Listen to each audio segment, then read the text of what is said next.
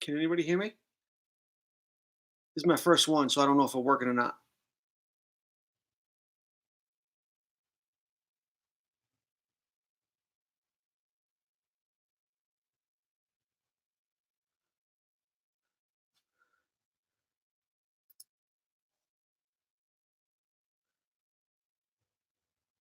Awesome, thank you.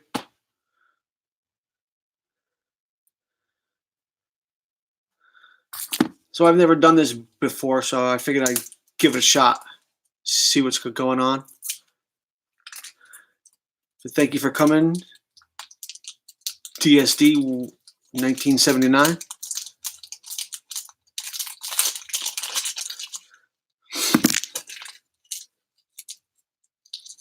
Hey Sharon, how are you?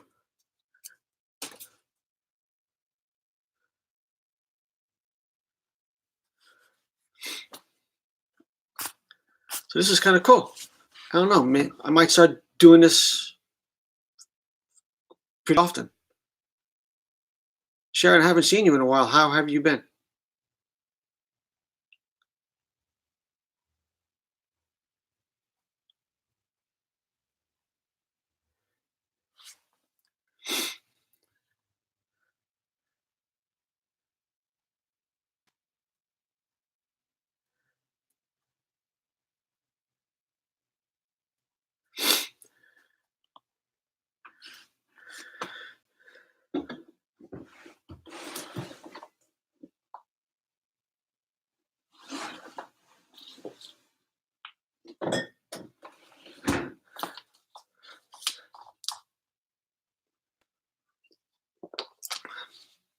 I'm pretty good. Halloween sucked. It rained, so didn't get a lot of stuff. You're at work? This is one of the few nights I'm actually online and I'm not at work.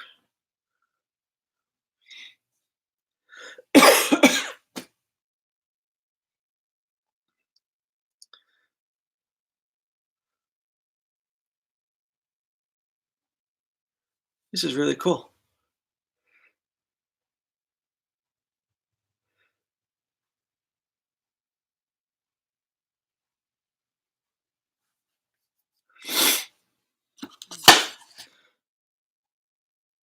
Going out for a few cold ones? Me too, I wish.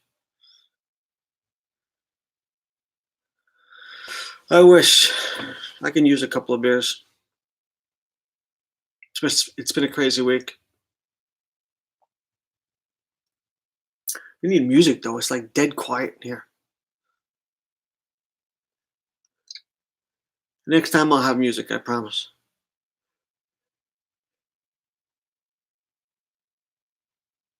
It's buffering on your end. Keep missing what I'm saying.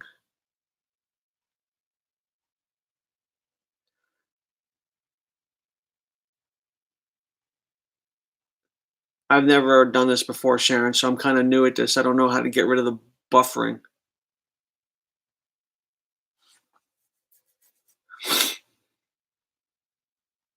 I got a like. Woohoo!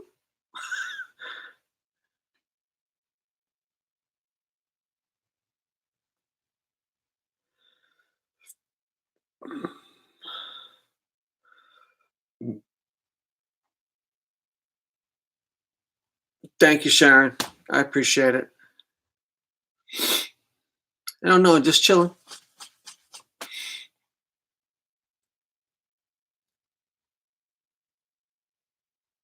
Oh, okay.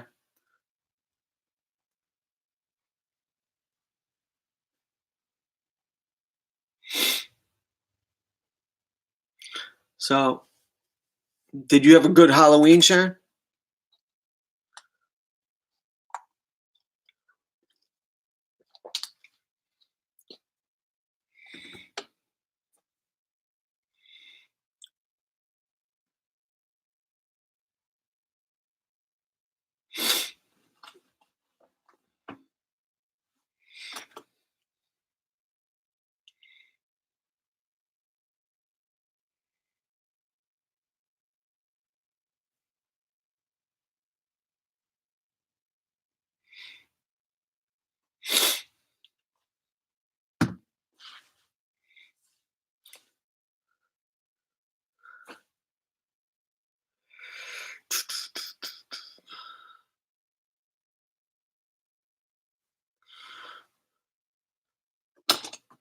So does anybody have any questions or anything?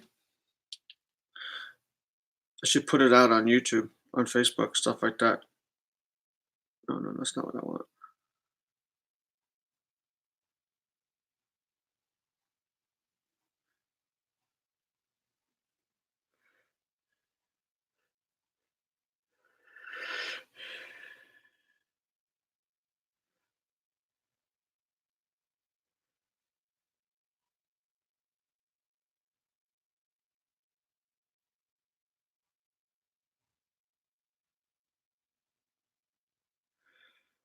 Hold on, I'm just putting this out on other social media, see who's out there.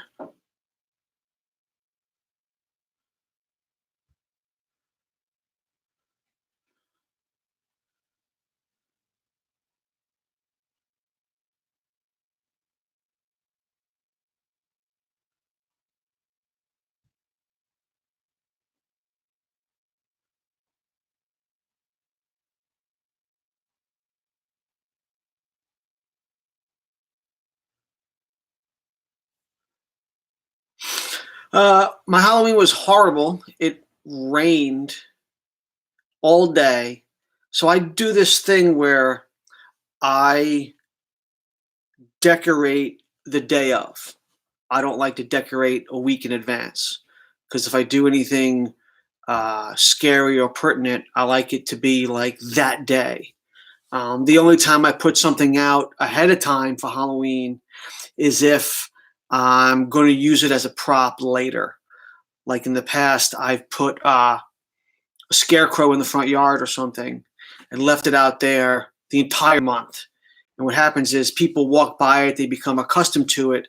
And then on Halloween, I replace the scarecrow with myself in the same outfit. And then people just think it's the regular scarecrow that they've seen the entire month and they walk by and then I scare the living crap out of them. But otherwise, I just put everything out the day of, and then I take everything back that night. I kind of on the mindset that it never happened. So it happens for that day, and then when you wake up the next morning and you come by the house, it looks just like just the way it was. So it's a tremendous amount of work. So because of that, because it rained that day, I didn't have a chance to decorate.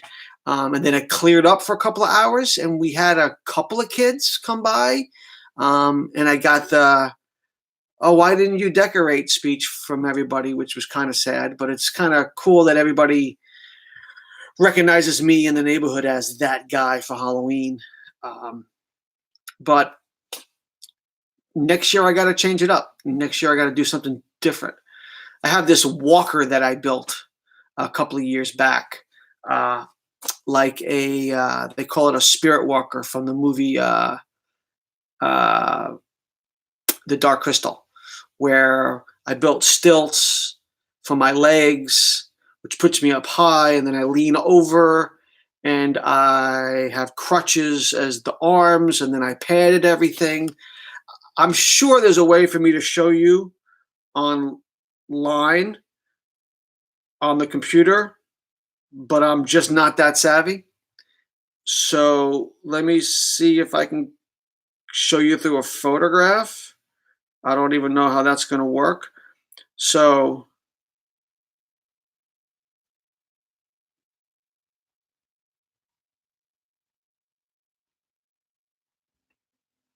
here is without any padding. I don't know if you can see that. And then with the padding, it looks like that with all the foam installed. And then after that, I did all the creepy cloth and made all the individual pieces. So like that's like the thigh piece. But when it's all together, and so the stilts are in the foam like that. And then when it's all together, where is it? Of course, I can't find it. It looks like that.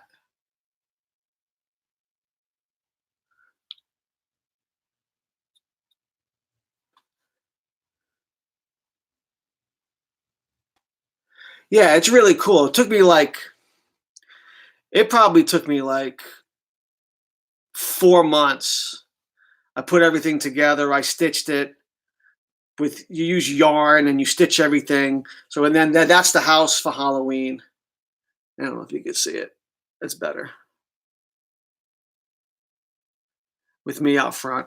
Um, it takes forever in to get suited up. Somebody's got to help me. Um, but it's cool. It's fun, and it's been out there for a couple of years now, and the kids all know it, and the kids call it the bug. And then for Halloween, everybody comes. I mean, thank you, Sharon. I appreciate that. It took a lot of time and effort, but so now I've become like that guy in the neighborhood where everybody comes to my house for Halloween and they just want to see the big show.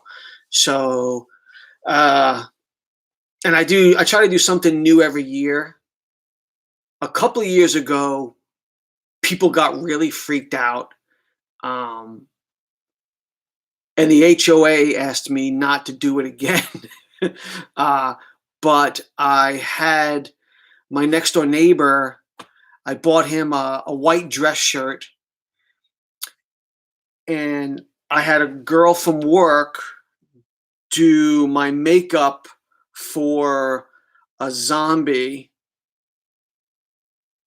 which looked like that. And I had my neighbor play dead in the front yard, and I filled his white shirt with 5 pounds of spaghetti with the tomato sauce and everything. It just looked like blood. It was all gross. And I just sat there leaning over him, just eating the spaghetti out of his shirt. And people were really freaked out. Kids were crying. Parents would walk by. They would just look and just go, nope, and just walk away. But I've become known around the neighborhood as like the Halloween house.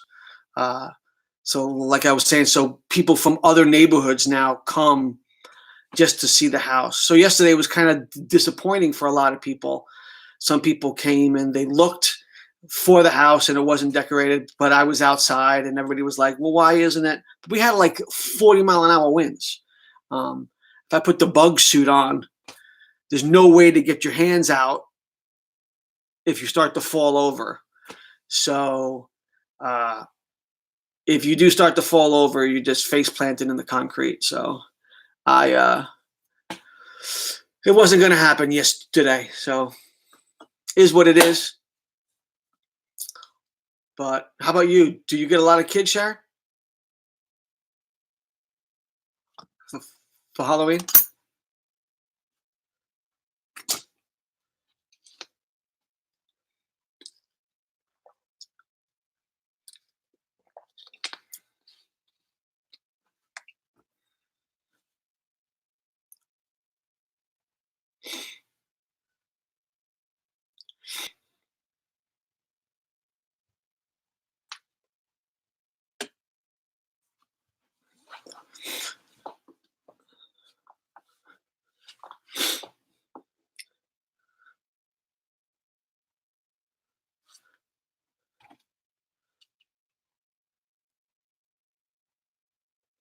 Sharon, are you still with me, kiddo?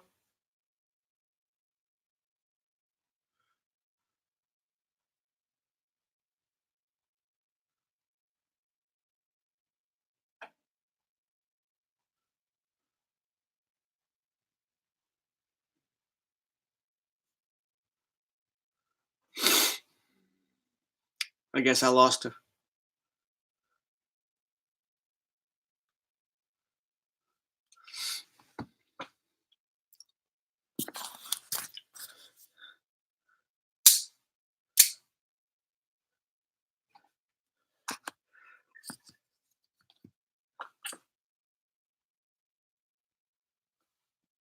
Did I lose you, Sharon?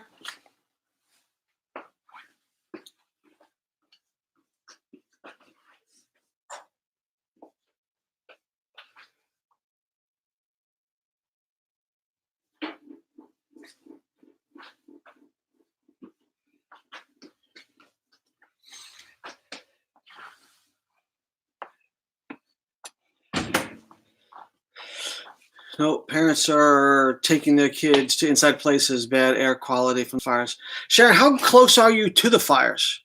Are you in any danger?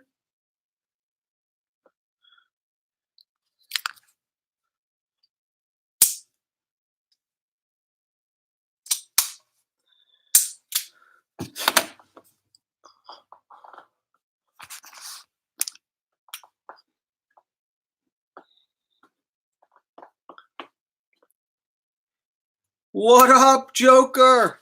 How you doing, brother?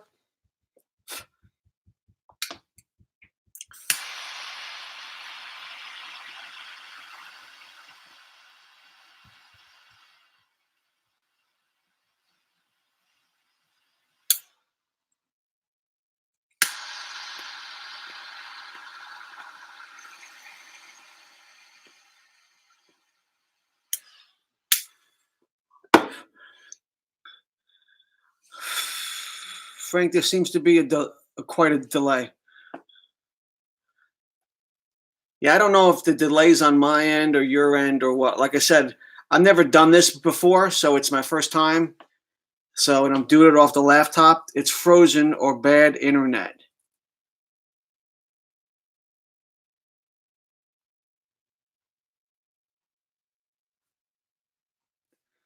You can hear me, but you can't see me, Joker? Or am I just spinning?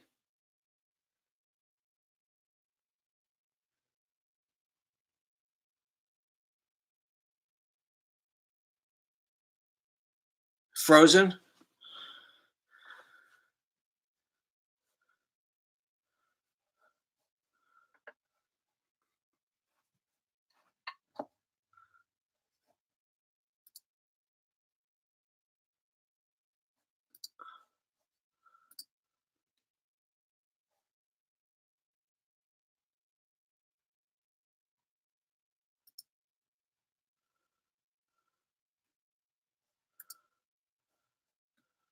Is it still frozen?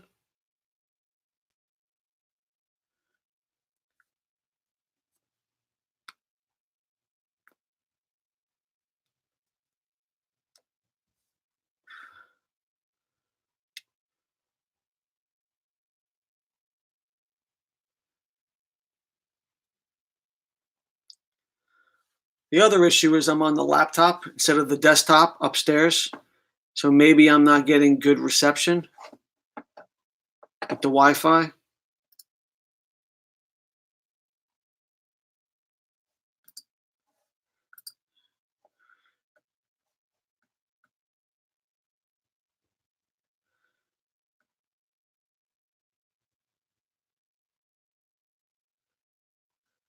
What's not on your end, Shannon? The reception? The bad reception? Is it me?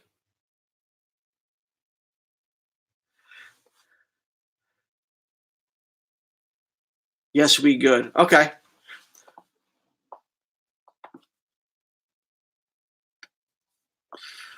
So Joker, is there any shows this weekend? I want to get the car out.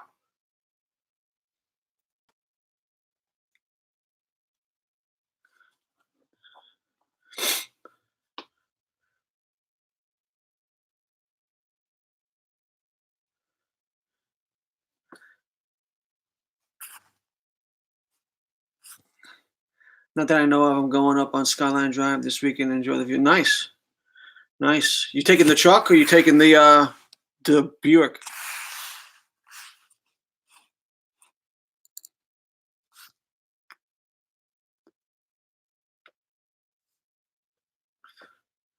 Nice, very nice. Yeah, so I haven't had the car out since I got back from Ocean City. So,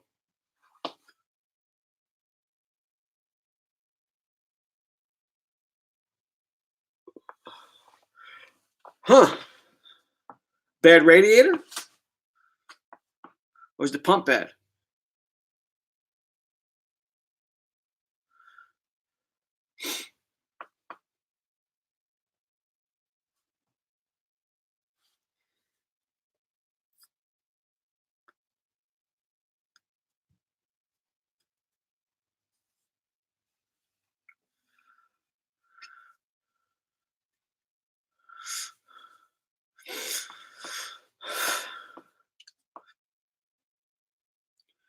Put a chrome water pump, new radiator, new electric fan, thermostat, housing thermostat, etc.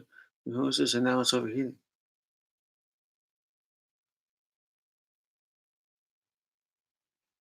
Huh. And you got to write the thermostat in there, right?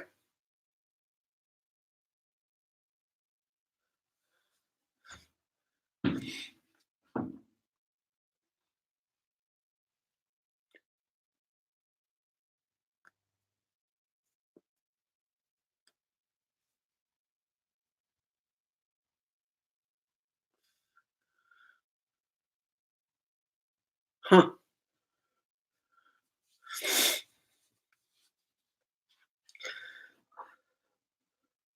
And you're smarter than this, but I'm just going to say it just in case, because I know sometimes when you're in the middle of projects, you just kind of you overlook the simplest things. You have enough fluid in it, right?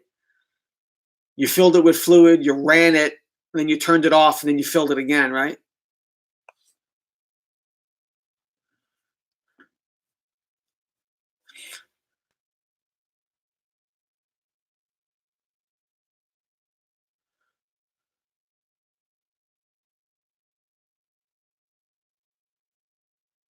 Huh. Well, obviously something's wrong. You said you replaced the fan too. You have a new electric fan.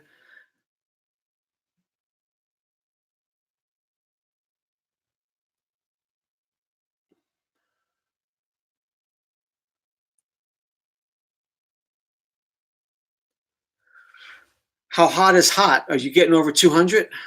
I think it's my chrome water pump. It gets extremely hot within 5 minutes of turning the truck.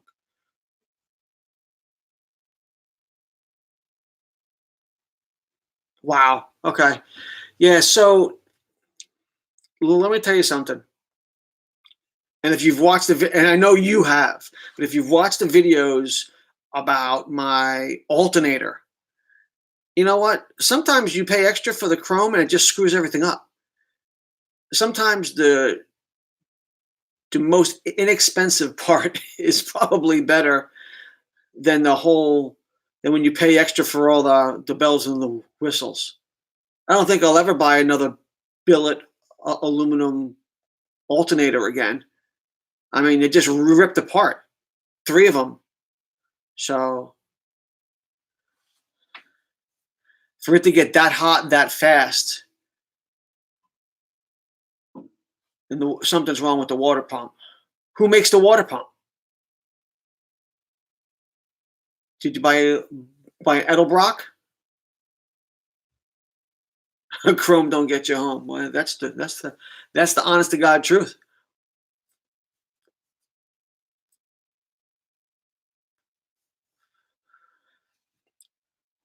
I stopped putting chrome on the motorcycles a long time ago.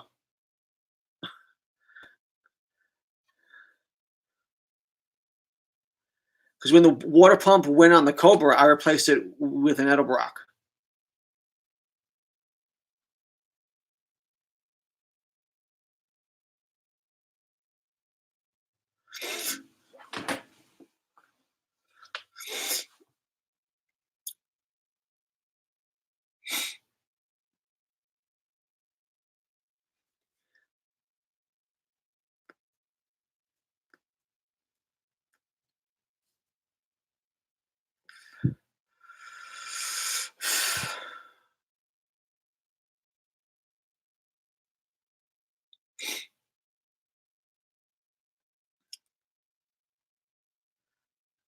So I got 5 people and 4 likes. That's pretty good for a first timer.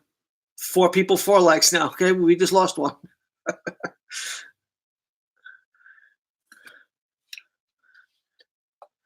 I don't remember the brand. I know I got a picture of it, but it wasn't cheap. Yeah.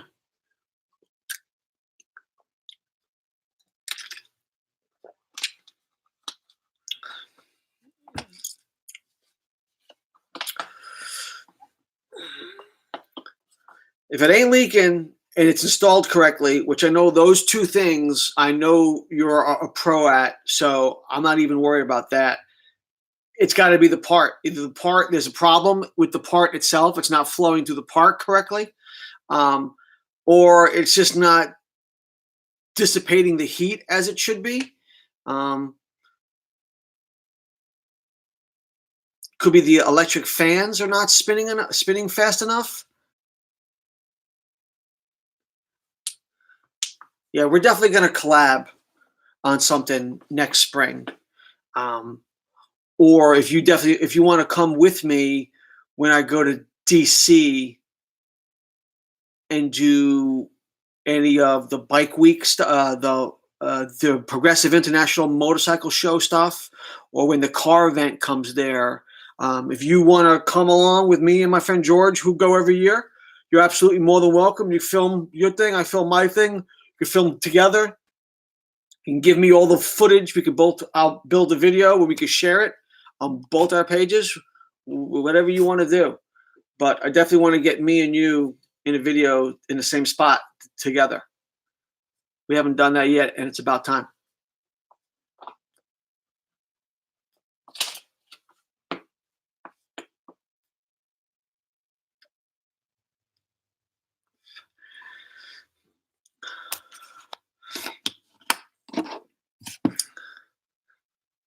You're a pro. I trust you to work on that.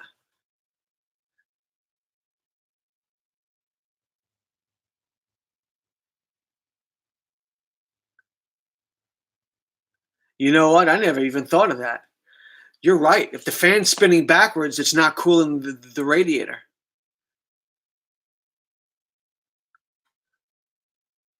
That could definitely be your issue, where it's just hot water circulating, the fans aren't doing anything.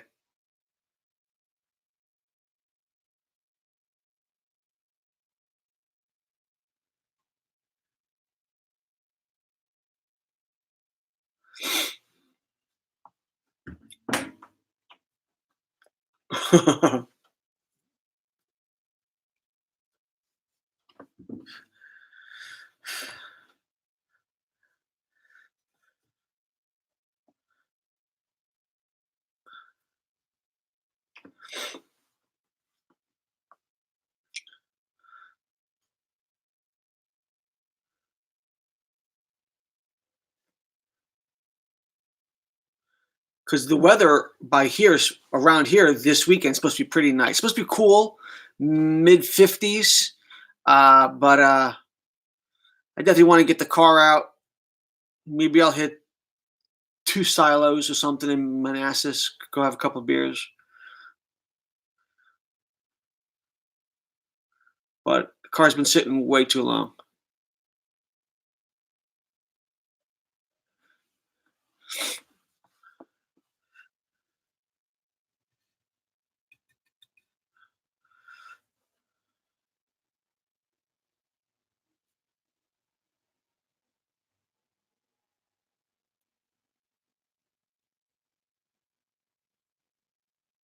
Cool.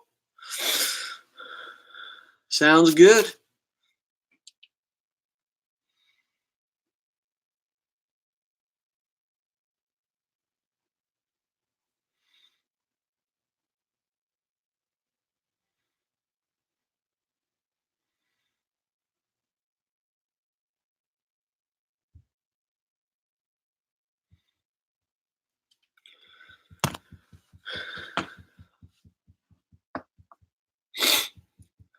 It's cool.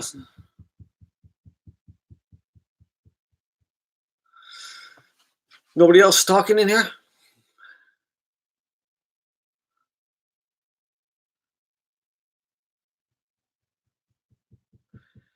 But anybody else in the room, if you haven't already, check out 703 Cruising.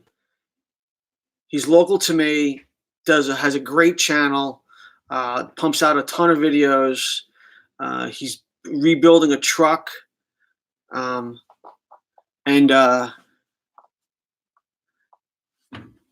he makes videos every other couple of days about him working on the truck and redoing things. And hey, Sharon, I'm glad that you're still here. Do I know Daryl? I don't know who Daryl is. Maybe not by his name, but maybe by his face or his car.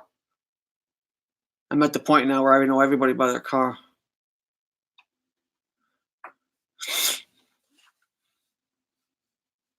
But Sharon, if you like my stuff, you're gonna like 703 Cruise and stuff. Definitely check out his channel.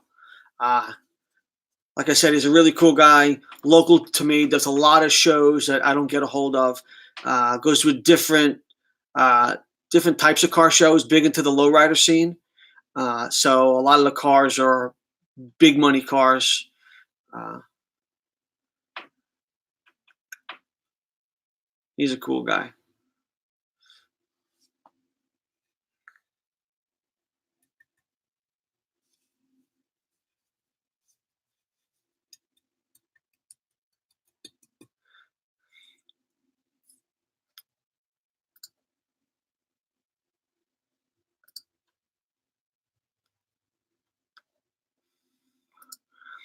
Sharon, I just made you a moderator.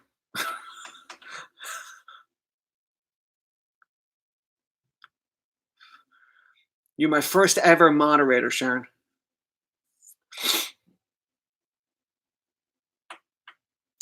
You got to be pretty close to 1,000 subscribers now, 703, aren't you? You got to be like about 800. Then yes, I know Daryl. Daryl's got the Nova, right? The flat black Nova.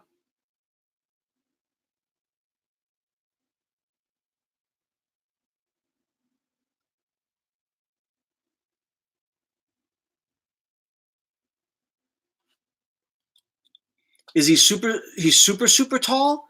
Is he? He's not the guy that runs. Yeah, Sharon, you're my first moderator ever. He's doesn't he own the the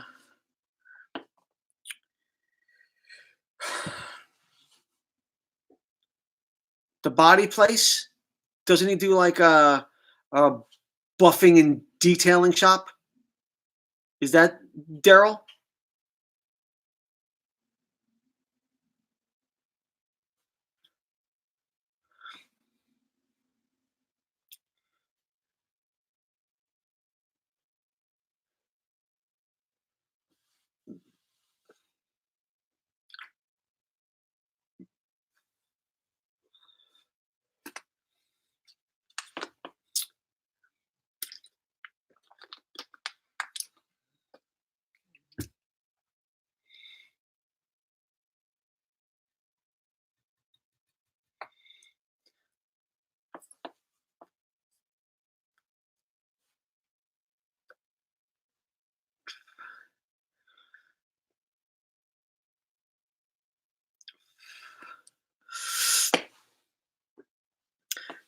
Hey, Joker, what you're going to want to do is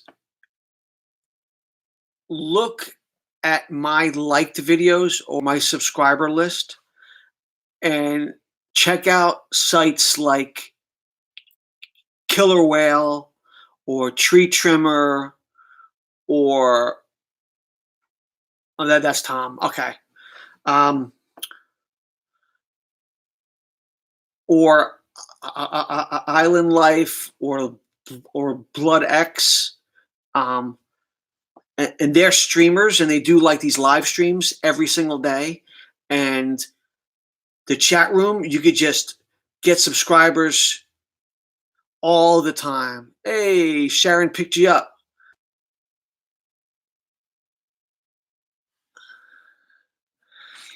Well, Joker, you just got a subscriber from Sharon. Sharon's really cool.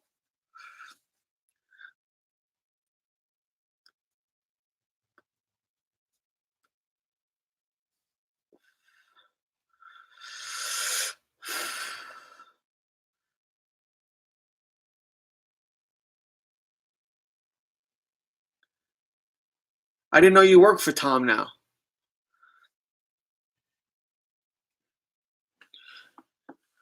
But dude, that Porsche you did all the work on, that came out fantastic. I would have loved to have shot that car. But and I'm definitely going to be looking for it on Motor Trend television at SEMA.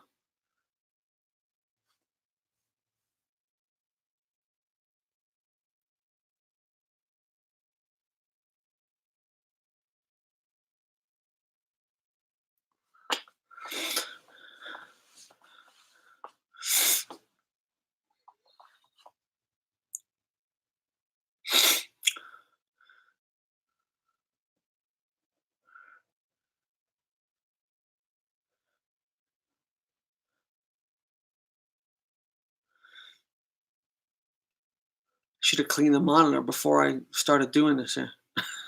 All I see is dust and dirt.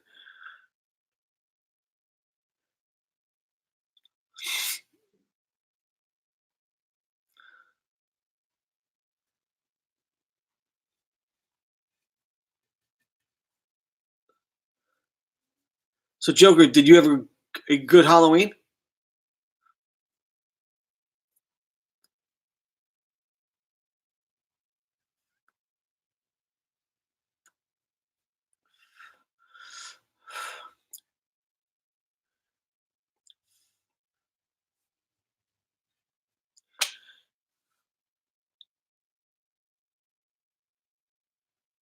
And Sharon, how's Bree?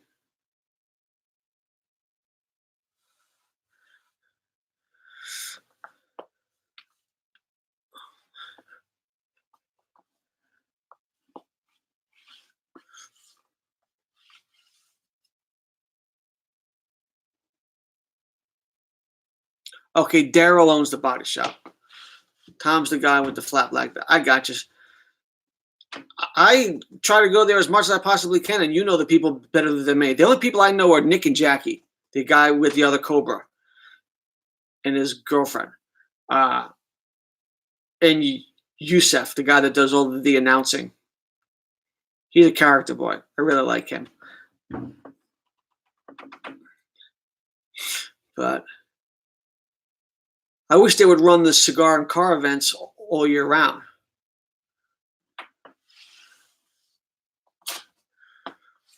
There's a piece of paper. Okay.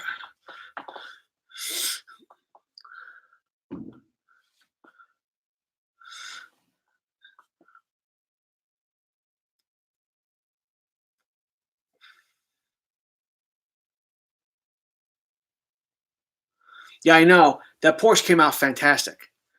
And like I said, I would have loved to have done a video on it real quick or documented the work you guys were doing on the car before it went to SEMA. And I'll definitely, when I'm watching SEMA on Motor Trend, I'll definitely be looking for that car in the background. It came out amazing. It came out amazing.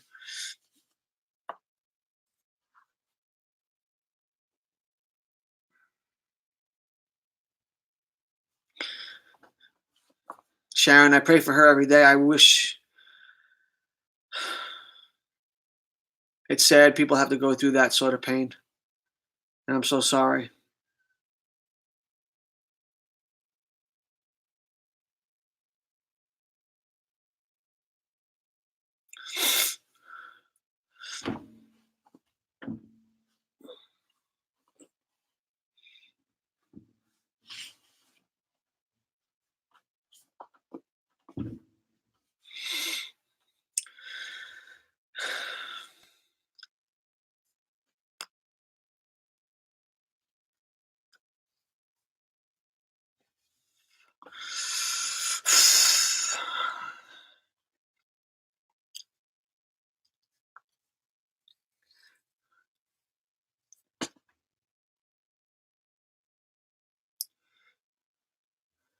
I'm not sure I like the beard, but it's no shave November.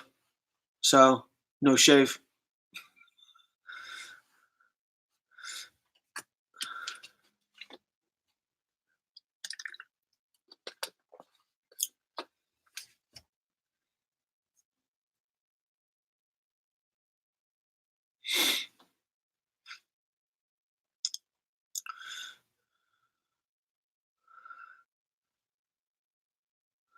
But you got to get some tunes or something in the background here.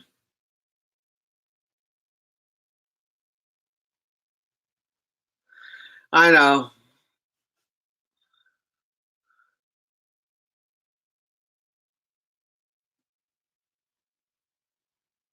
You like the beard?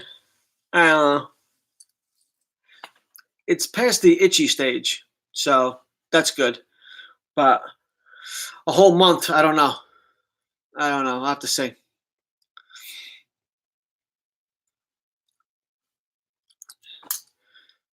Yeah, can't see anything. Getting old sucks. I gotta go, Frank. Hope you enjoy the weekend, bro. Hope you're able to take the car out. Thanks, buddy. I appreciate it. Thanks for stopping in. I'm gonna try to do this more often, I think. See if I can get a good group going. See if anybody wants to chat and talk and spread the word here. But thanks for popping in. I always look forward to your videos, Joker. And enjoy your weekend. Enjoy Skyline Drive.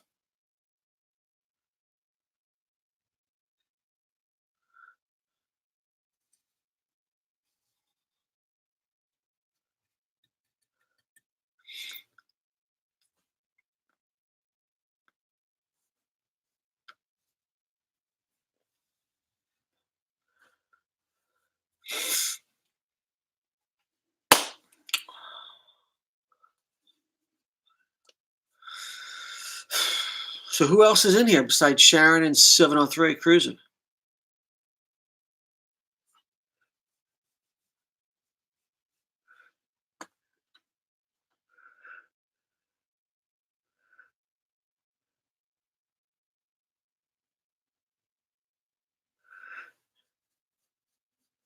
Got 5 people in here. Who else is in here?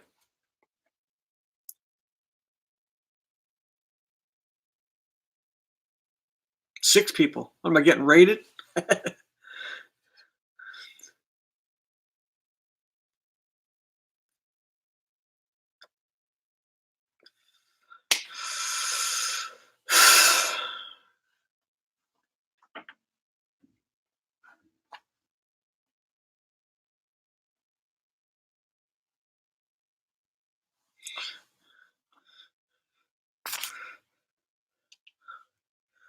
Everybody comes in, everybody goes out. Just that simple.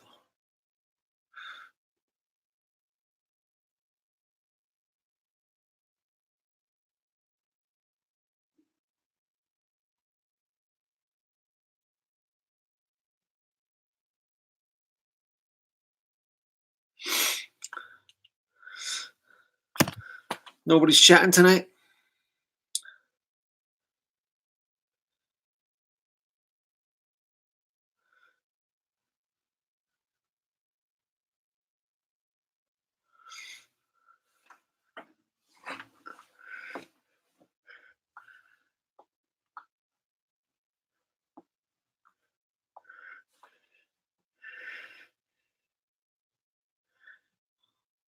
Well, Sharon, like I said, I think I'm going to do this probably at least once a week now. Do it every so often. Start promoting it more. See if I can get people involved in it. Share where the shows are, what's going what, who's doing what, stuff like that. Now that my channel's starting to grow a little bit, I definitely want to put it out there, Mokes.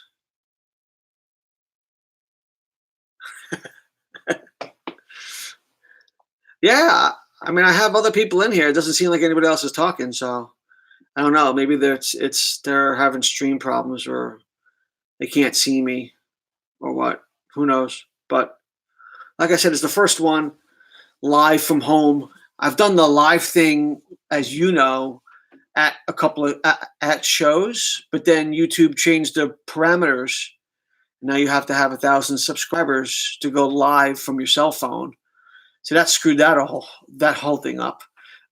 So so now I'll see if I can do live from home when I can, and see how it goes.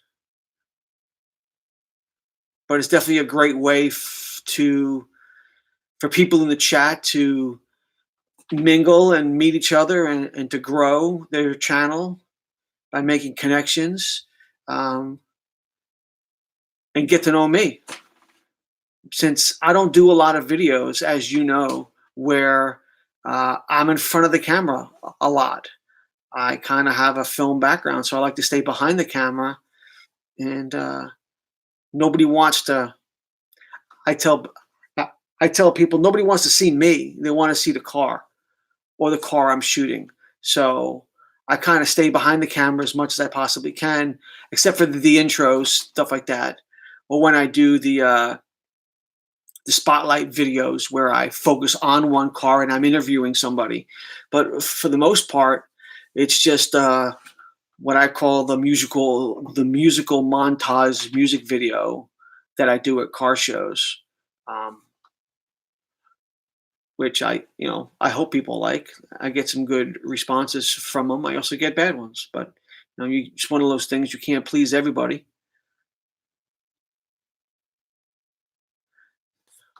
So, we've got 5 people in here again now. 4 people. Does anybody else want to talk? Anybody want to chat? Sharon doesn't bite, like she said, very hard.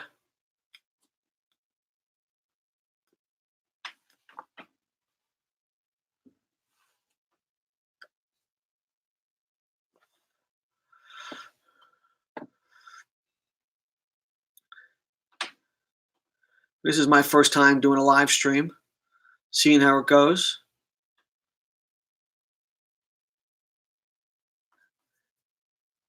Try to get some people in here.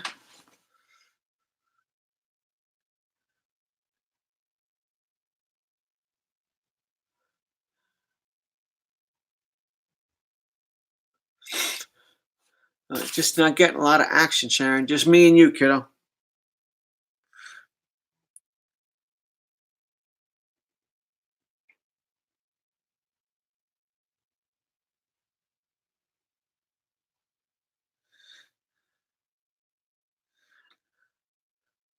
Everybody must be shy. Maybe, maybe.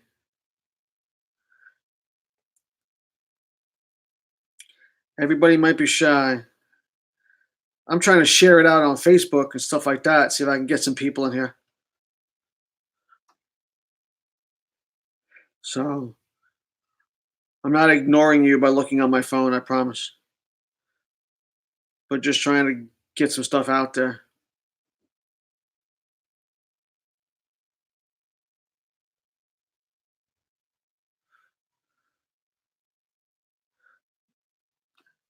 So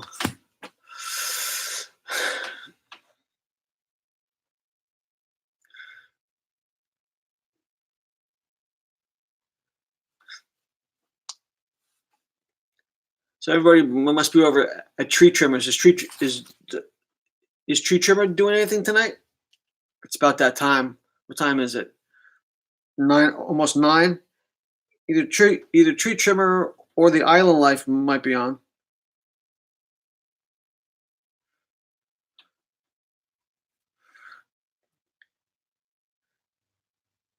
Tree Trimmer did an hour ago.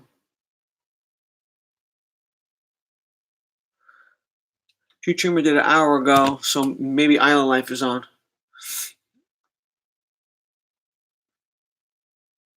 So Sharon, are you at work now?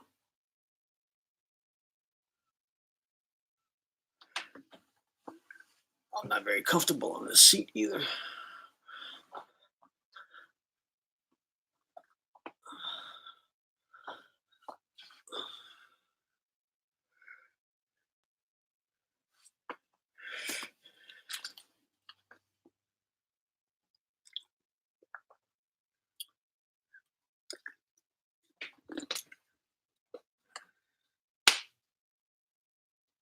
Nice Friday, Saturdays. Very good. You got any big plans?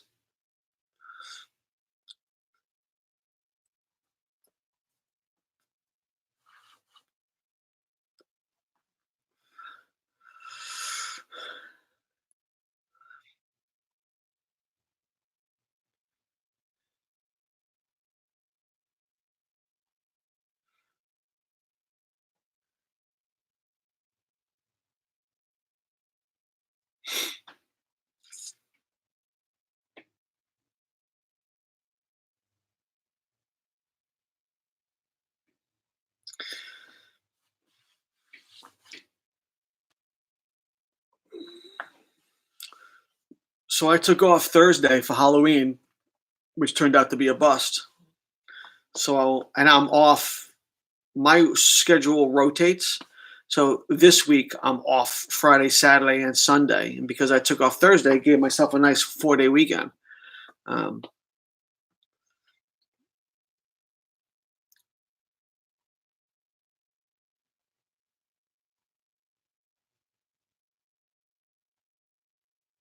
I didn't peg you for a soccer girl, Sharon, but that's cool.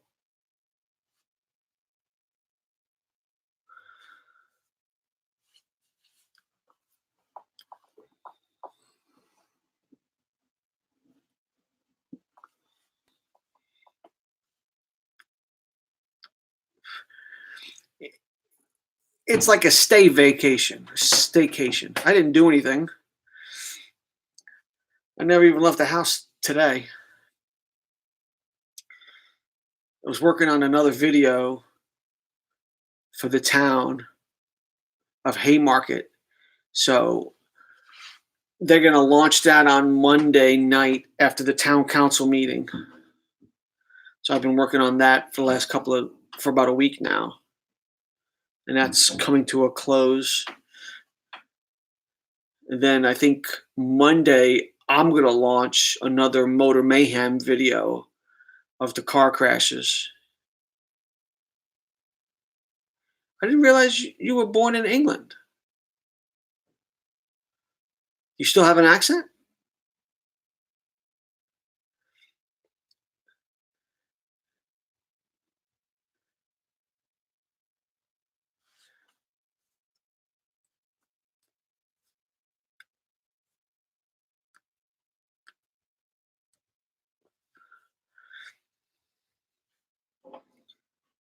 So does that make you a Manchester United fan?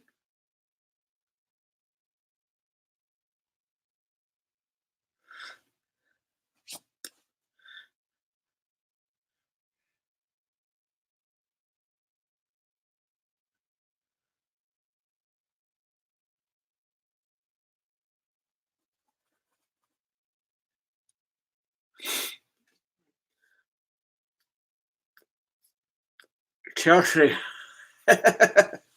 Chelsea. Okay.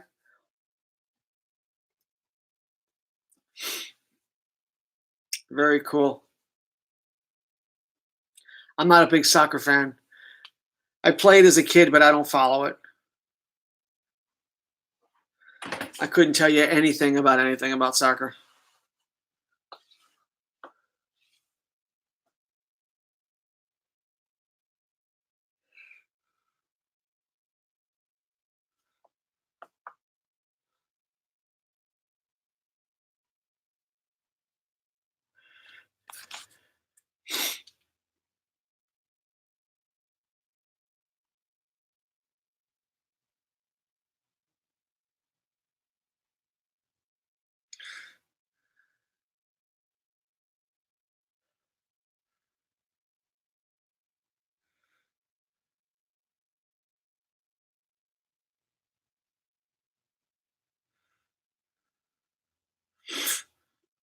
Let me see here, see what I can do. Soccer is called football in England. Makes sense. It's played with feet. True. Very true.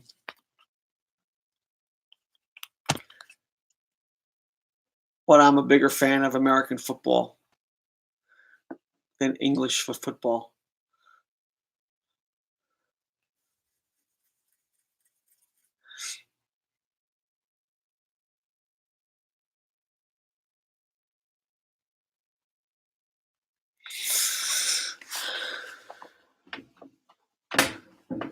So where's Fox tonight?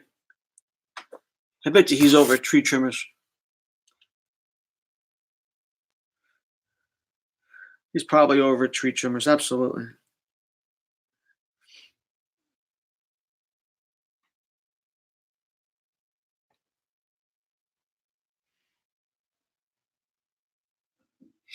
So who's your team, Sharon, for American football?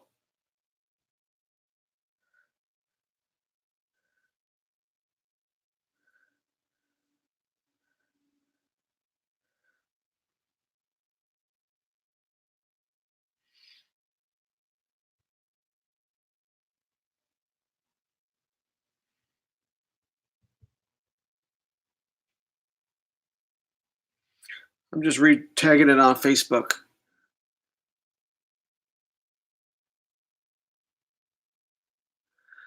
All the decorations are gone. Yeah. Ram. Of course, you're in freaking California.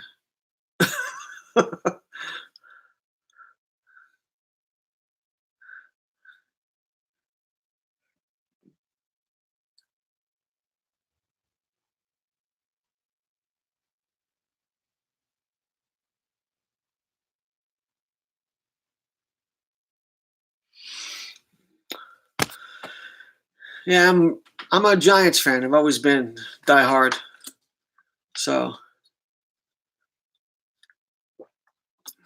I like my New York Giants.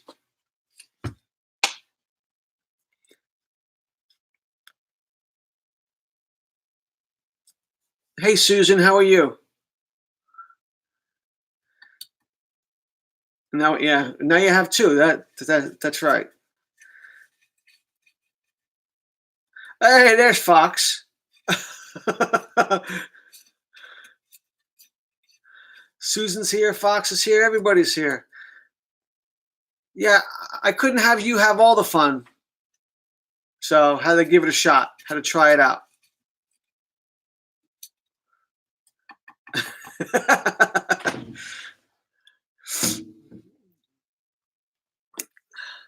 Yep, I exist. Yeah, I need a bigger garage. Trust me, I do. Trust me. I'm sitting on my motorcycle with the car, and that's about all you can get in here. Yeah, it's pretty tight. It's pretty tight in here. I'm also smoking.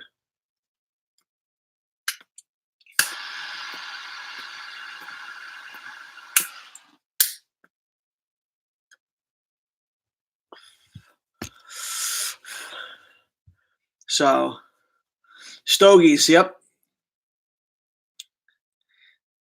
Yeah, I got I got a pretty good cigar habit. So, I joke and tell people it's cheaper if I smoke crack.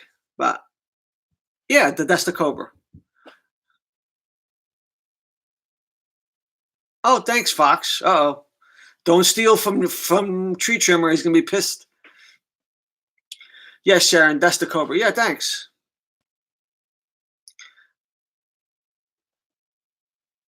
So it squeezes in here pretty good. But that's as big as a car as I can fit in here, especially with the motorcycle that I'm sitting on behind it. So,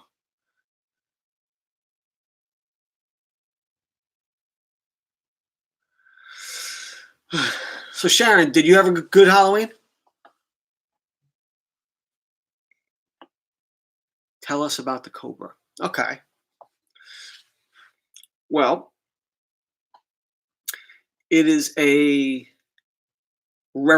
a replica of a 1965 Shelby Cobra made by a company in Massachusetts called Factory 5. I'm the fourth owner. I did not build the car. The kit you buy from Factory 5 comes as a kit. You cannot buy a complete car from them. Kit comes with everything you need to build the car except the motor, the transmission, and the tires. Everything else, it's depending on which stage of the package you buy, you can get the complete car except for those three items. But you tell them the motor you're going to put in the car, and they'll build the frame so that motor can be accepted. But I'm the fourth owner of this car. I did my reverse history on it as best I possibly could. So originally it was built by an executive of Federal Express in Memphis, Tennessee. They in turn sold the car to a colleague, and then that colleague, I don't know why you would do this, but he traded it in at the local Ford dealership for a Roush Mustang. And then that Ford dealership sat on it for a couple of years, put it in the storefront, used it for parades and things like that. And then Yeah, I know. And then they in turn put it for sale at a consignment shop in Louisville, Kentucky. Uh, and then that's where I found the car online. Um, and I purchased the car sight unseen. The first time I laid eyes physically on the car was when it showed up at the house. Uh, my wife thinks I'm a complete moron for doing that. I took a chance. It paid off. Um, the only thing that needed to be done when I got the car, which I didn't really realize from the photographs, was the interior, which was a cloth black interior, was faded from sitting in the sun for a long period of time. So I had the seats reupholstered in leather. I did a video about that. And then the throwout bearing on the clutch from sitting for a long period of time, they freeze. And then you get a squeaking noise, which I thought for the longest time was coming from the alternator because I was going through alternators like crazy. That's another story. So I did the clutch over as well. But other than that, car is phenomenal. There's not a scratch on it until I until there's not a scratch on it until I backed it up into the tool into the toolbox, and I just put a little scratch in the fiberglass over the wheel well. Um,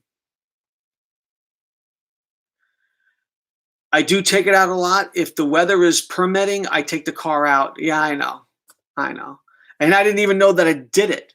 I did it backing it in, and we went out for ice cream in it one day, and there was a guy there looking at the car. He goes, "Wow, this car is amazing. It's amazing, except for that one scratch." I was like, "What scratch? What are you talking about? The car is perfect." And then I looked at it, and I died. I died. But everybody says once you get that first scratch in, uh, you could relieve yourself and just let it go, and that's what happened. Um, who's that waving in the background? I don't see anybody waving in the background.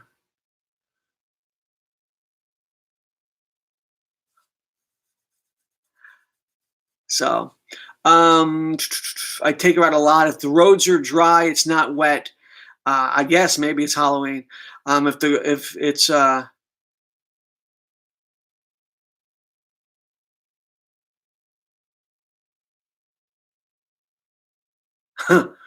don't know.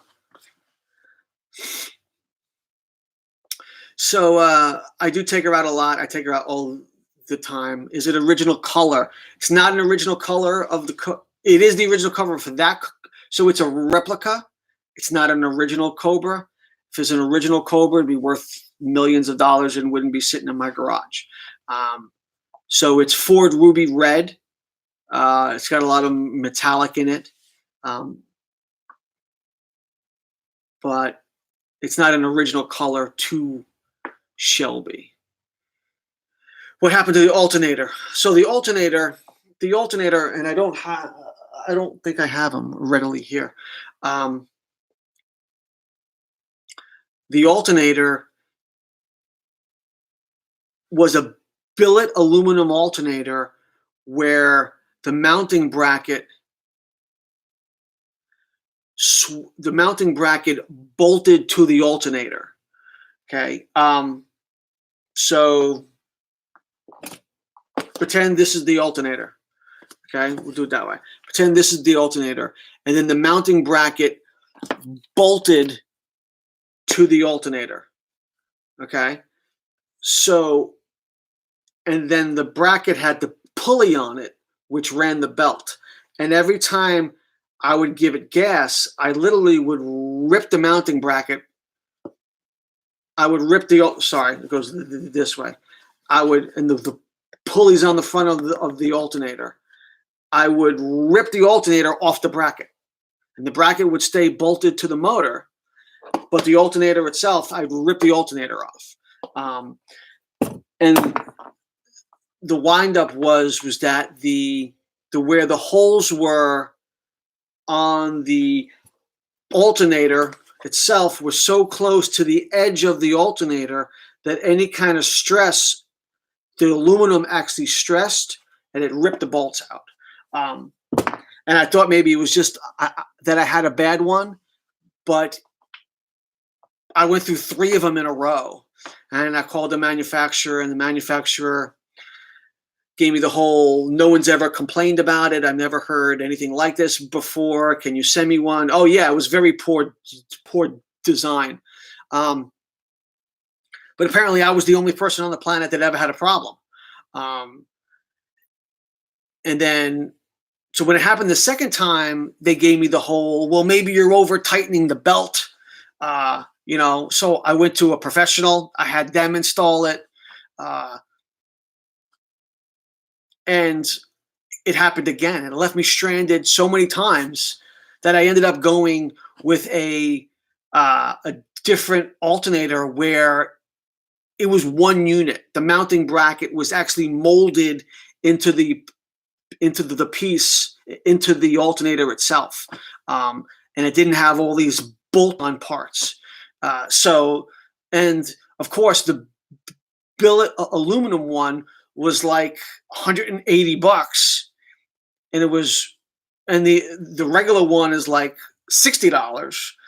And that's what I was explaining earlier in the chat to 703 Cruising, or a Joker, is that sometimes, you know, the more expensive part is not the best part.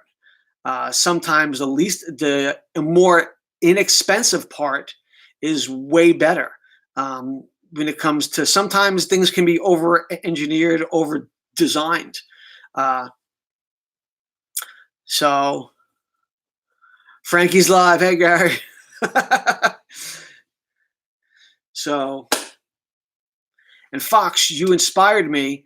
I don't know if you noticed but DJI came out with the MAVIC Mini, a new drone that's going to replace the Spark, which is, they put a really cool camera on it, and it's under the weight regulations, so you don't need a license. So I'm thinking about picking that one up. I can't let you get the better of me with the drone footage. Yeah, it's 249 grams, which comes out to like 5.4 ounces. So, so I'm definitely gonna try to pick one up. I tried to pick one up today, and they're not even in stores yet. I've never droned. I'm definitely gonna try it.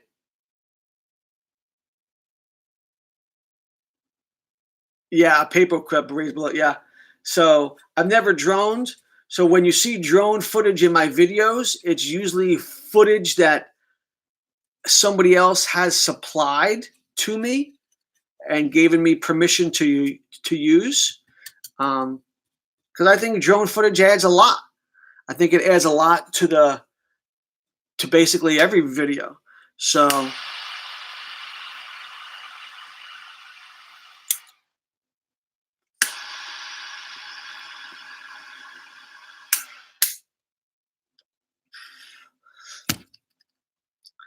well, Fox, I wish you the best of luck, man. I hope you get some great footage. I look forward to that video. And I don't know what your recording options are, but if you can, I would do it at 60 frames per second. I don't know if you can shoot maybe like 2.7K or even a 1080, but at 60 frames per second. That way, if you slow it down in the editing software, if you slow it down to like half speed, you still get the fluent, smooth 1080 at 60 is what I want. Yeah. So that's definitely what you want to do. Because like I said, I shoot all my stuff at 60 and then drop it down to half speed. And you get that smooth, slow motion, buttery effect that comes out beautiful.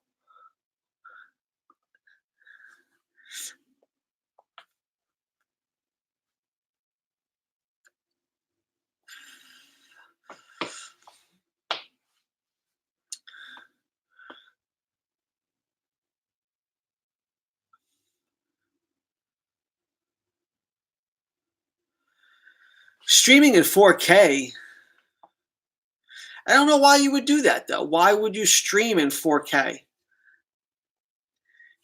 Because you can only broadcast in 1080. So it's going to downgrade it the minute you put it on YouTube. It'll come out clear, but unless you're zooming in, I don't know why you would stream in 4K.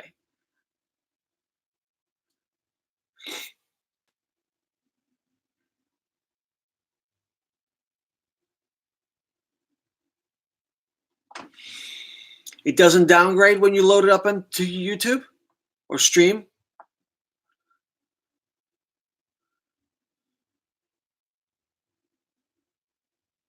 Okay, I'll have to check them out. There's something on my monitor. I was just bothering the shit out of me the whole time. I'm clueless, gentlemen.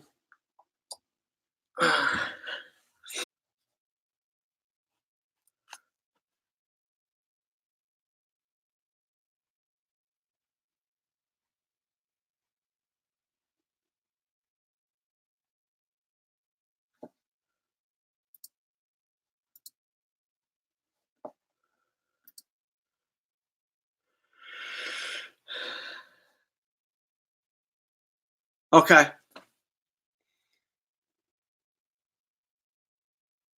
Is everybody good?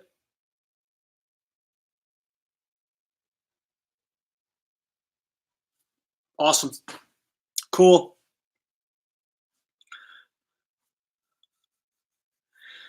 So Sharon, and not Sharon, excuse me. So Susan, motion picture film is shot 24 frames per second, which is pretty much equal to what your eye can see. If you think of, remember when you were a kid and used to take a pad of paper and draw something on each corner, and then you take it and you'd skim through it, and it looked like it was moving. So picture each one of those pieces of paper as a separate frame. So at 24 frames per second is what your eye sees, and it looks fluid without seeing the individual pages. So if you were to take 24 frames per second and then slow motion it, which by half, and now you're at 12 frames per second, the picture would look like this, and you'd get like a stop motion effect, like the old Godzilla or Gumby television shows where you'd see like they'd use something and then they'd move it and they shoot another picture, they shoot another picture, and they shoot another picture. So if you shoot at 60 frames per second and then slow it down to slow motion at half speed, which brings your 60 frames per second down to 30 frames per second, it's still higher than what your eye can adjust at 24 frames per second. So it's smooth and slow motion.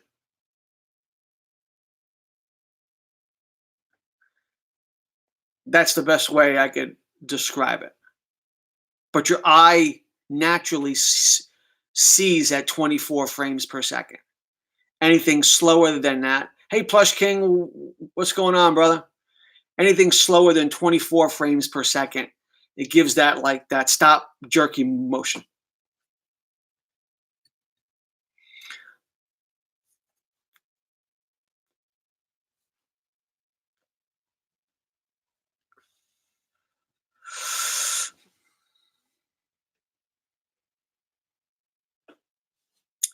My Halloween was horrible. I took the day off because I do this whole Halloween extravaganza thing that I normally do, but it rained all day, and then um, it cleared up at or in the early evening about 6 o'clock, but we had like 30 or 40 mile an hour winds. So I wasn't going to dress up or do anything crazy for Halloween because it was just, I showed everybody earlier what I have as a costume, and it just wasn't gonna. It's definitely not wind rated. Uh, so my Halloween was pretty horrible. I just sat around. Oh wow, you got snow in the Midwest? I was showing them earlier. I'll show you guys again.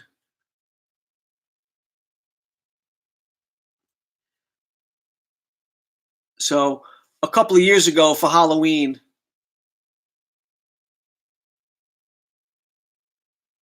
yes, I can, Susan. I can explain that. Hold on 1 second. So what I built for Halloween a couple of years back. So this is the skeleton where I built stilts for my feet, and then I used crutches for my front legs.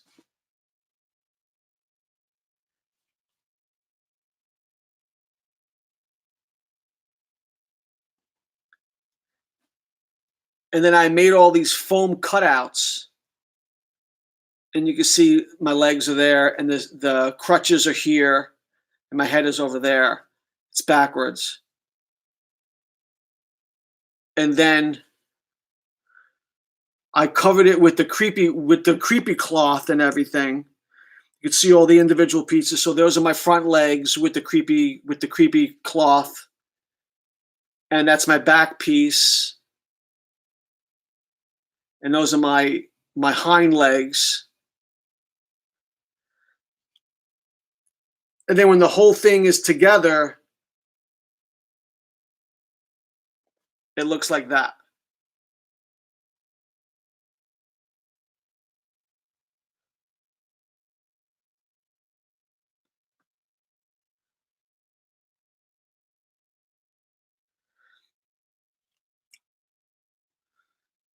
So the only problem with that is when you have it on.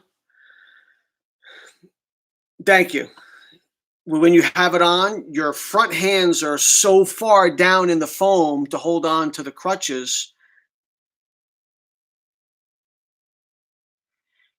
that when you so there's two things you have to remember when you're in the suit is you have to walk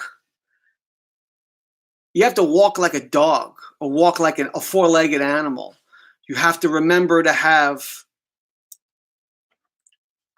two things on the ground at the same time. You know, as a human being, you walk, but if you watch your arms and legs, they run opposite each other when you walk. So you have to remember that when you're walking on all fours. You have to do right arm, left leg, left arm, right leg, and you have to keep doing opposite, because if you do two sides at the same time, if your right leg and your right arm are off the ground at the same time, you're just going to topple over. So, and if you topple over, you can't put your hands out in front of you and catch yourself. You just fall over and smack your face on the concrete. And that's every year for Halloween. I tell my wife to make sure she parks back in case we need to go to the hospital. We could just take off, because every year I'm scared of falling, but I always take that chance. I haven't fallen yet, but it's you got to learn how to walk. So, but I think next year I'm going to change it up. I think next year I really want to build a slender man. I want to get like the 5-foot stilts, either the carpentry stilts they use to paint ceilings and stuff like that, and build the suit, get the suit made, and get the long arms, and see if I can do a slender man that's going to be like 20 feet high or something. I'm not puffing on this nearly enough to keep it lit.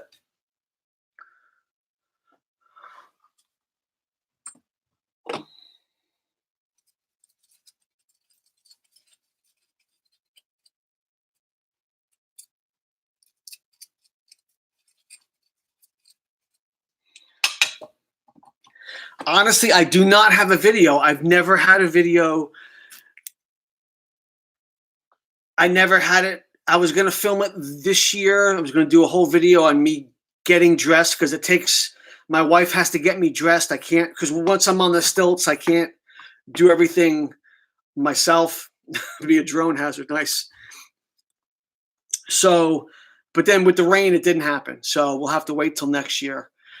Yeah, I do scare the kids. The kids love it. And when people came around this year, they were all like, "Where is it?" So the kids call it the bug, and everybody's like, "Well, where's the bug? Where's the bug?" And I was like, I felt horrible that it didn't happen, but you know, I have to look for safety precautions first because in a 30-mile-an-hour wind, I really don't want to take a header into the driveway.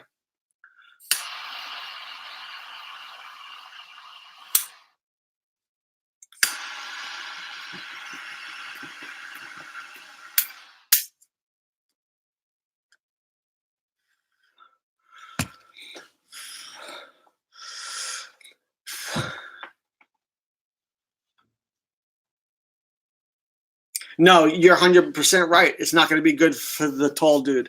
So that's why I have to be real cautious on what the weather says. But I do the whole house up. I'll show you that photograph as well. So here's me in front of the house. I do everything. And I was telling them earlier, a couple of years ago for Halloween, I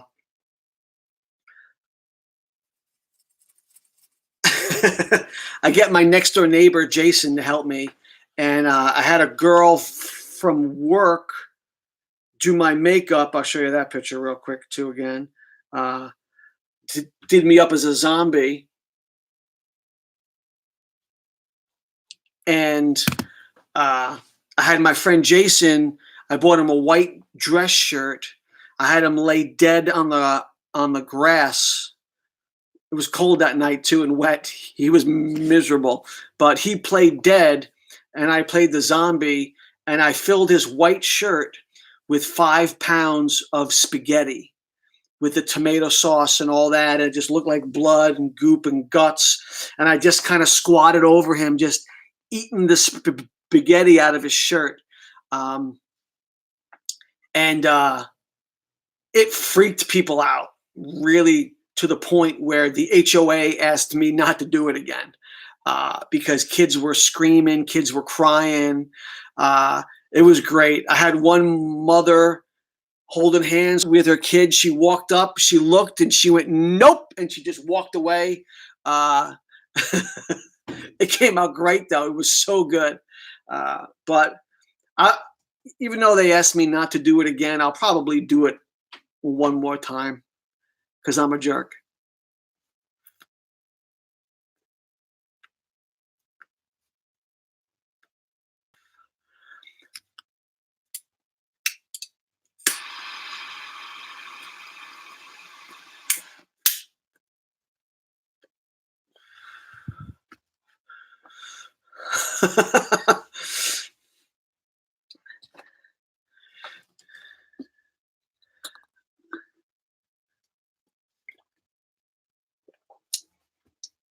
Well, Halloween is my thing. I love doing it.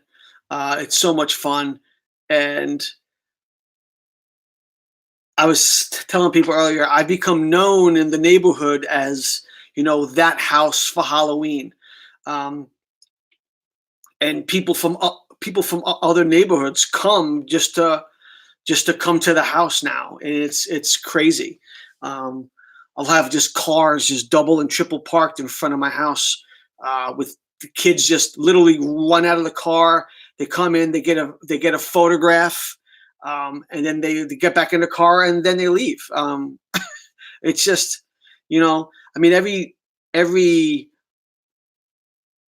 every local area somewhat has that house for Christmas with all the lights that everybody just goes to and just to look at around Christmas time.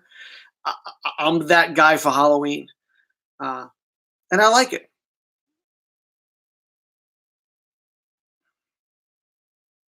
Ever want to be a tree? Yeah, I got to repeat the spaghetti thing.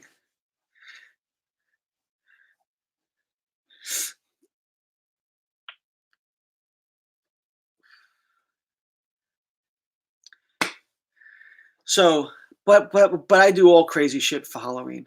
Um, yeah, the bush. Well, what I did was, like I was saying. So my theory for Halloween is that I decorate the day of, and then I take it down that night.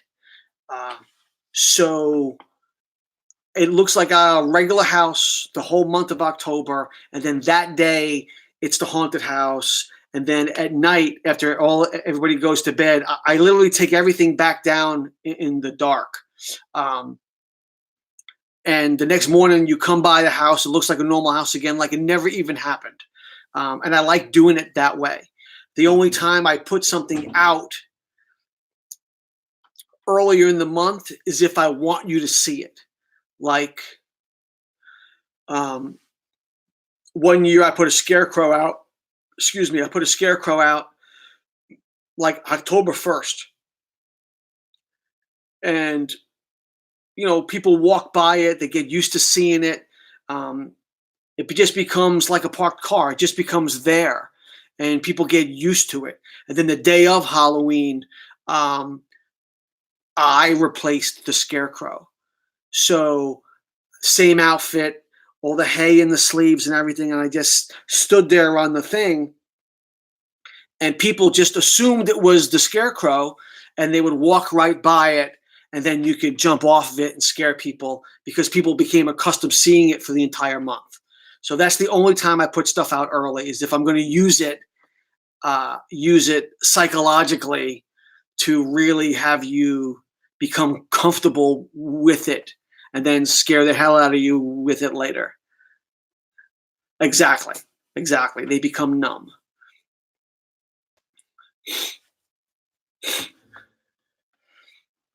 Now, the very first year when we first bought the house, I had no grass. So I trucked in like a truckload of topsoil, and I made these grave sites in the front yard that we buried ourselves in, and we would come out. So they were raised, so the big lumps, and they were raised, and I'd bury myself in it and just have body parts hanging out. And then as kids walk by, we'd start moving and come out of the actual dirt. Um, and then the next day, I spread it all out and I seeded. I mean, you need to be creative when it comes to Halloween, because Halloween has become a dress up as a superhero holiday, dress up as a fairy. Nobody even dresses up as anything scary anymore. The kids don't take it seriously. The kids, they put on a little makeup and they just go out. No offense, like, I'm a guy. As much as I want to see the cute little schoolgirl outfits, I'd rather see the dead schoolgirl outfit. You know, so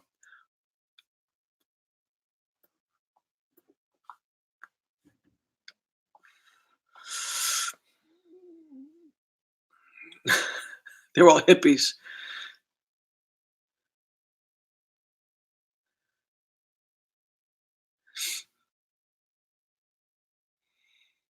So, do all you get a lot of kids for Halloween?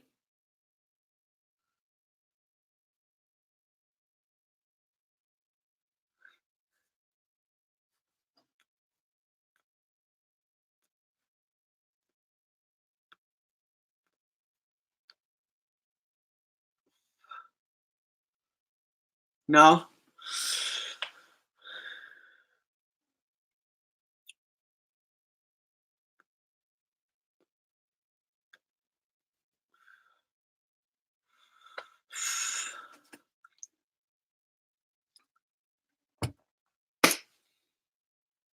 None for me. I'm in an apartment block. Yeah, so yeah.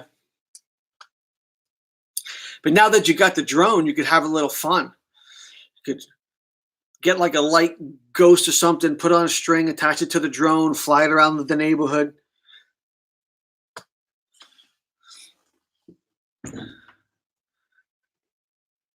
We put a witch on a zip line one year, and we shot it between the houses. It's yeah, you definitely drop candies from the air.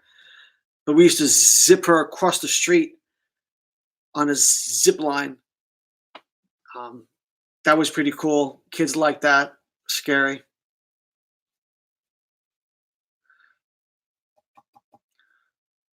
But between the scary music and the decorations and the fog equipment that I got and all that, I mean, I go way above and beyond.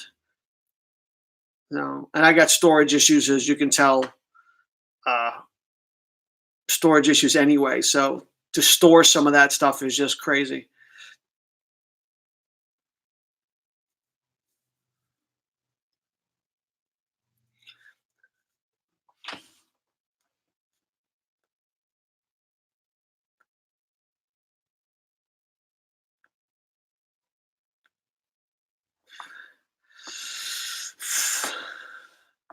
I'm not a pack rat, but I got a lot of tools. So the drill press and the welder and the lathe and the I mean, I got tons of metal stuff from when I used to build motorcycles here in the garage. Um, so I just it's something I inherited from my father. I'm a big tool guy. And if I don't have it, I buy it and I make sure I never not have it again.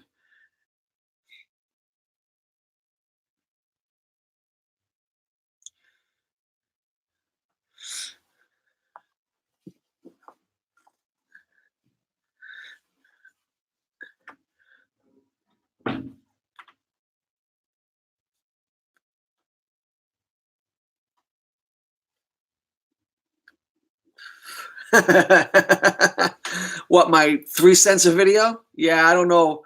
I don't know. No, this is my only garage, Susan. I only have the one car garage.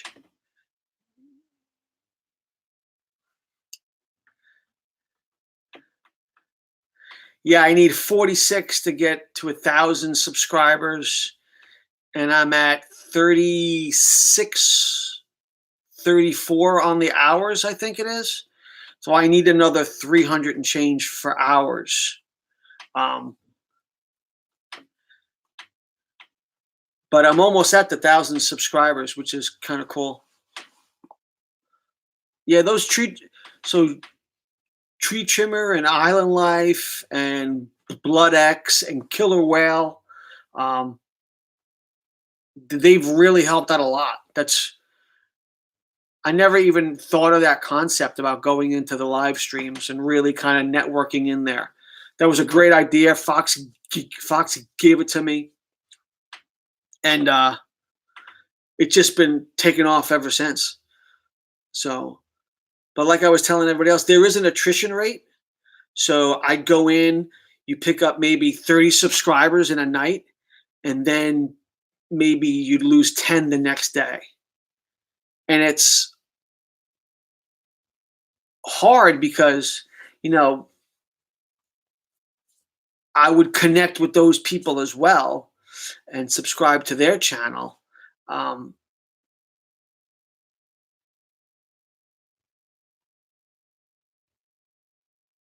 yeah, so but I would subscribe to their channel and I would kind of stay faithful to them. Um, and it's hard to keep track of who's friending you and then taking off. So my subscriber list that I subscribe to is tremendously long, and some people have stayed, but the attrition rate is kind of high. So you really have to connect with people that you're going to stay connected with, that you're going to grow from, that you're going to watch, and they're going to watch you, and you really kind of hit it off. like everybody I've met from Fox's channel, we've hit it off great, um, and we've connected. We're all loyal, and we've all have kind of a friendship that has now grown into what it is now. So I really appreciate all of you guys. Um, and I'm gonna, it pushes me to try to keep the videos coming, to try to create uh, exciting content that you guys are going to stick around and watch. So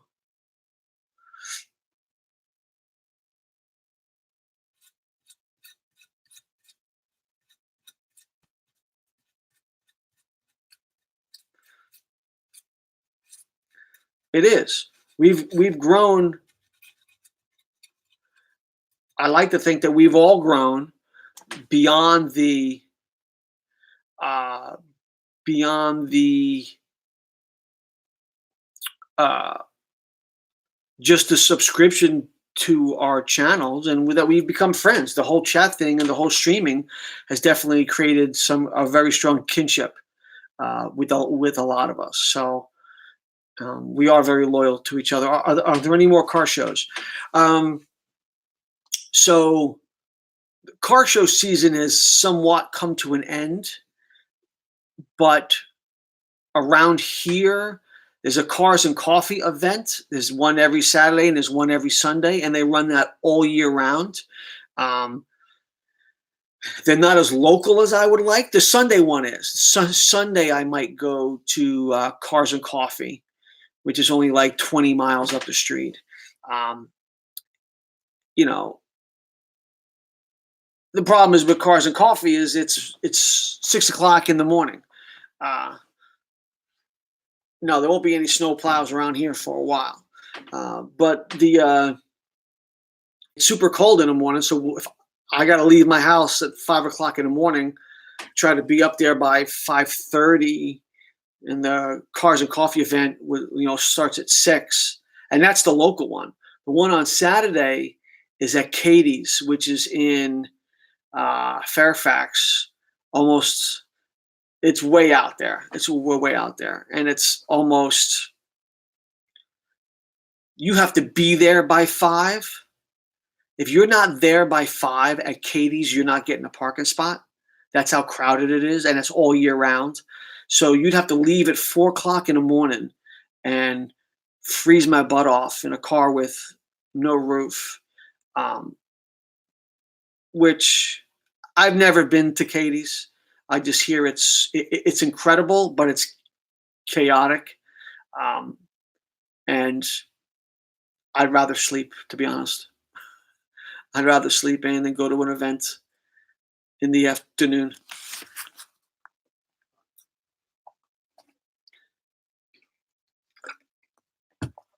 Ugh. This side saddle on this motorcycle seat I'm sitting on is not very comfortable. Yes, I'm always night shift. I'm always 6 at night to 6 in the morning, 2 on and 2 off. And then every other weekend is either 3 on or 3 off. So I'm off this weekend, Friday, Saturday, Sunday, and next weekend I'll work Friday, Saturday, and Sunday. So, but I've been on nights for like 15 years. I love it.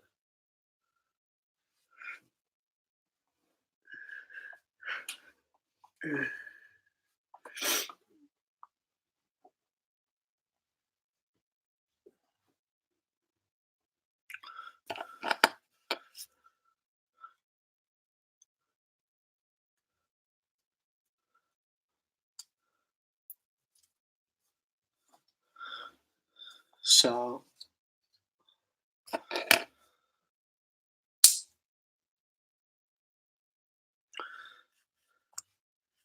Pepsi refill, got it. I'm gonna relight this cigar here in a second. I gotta stand up a little bit here. I'm dying.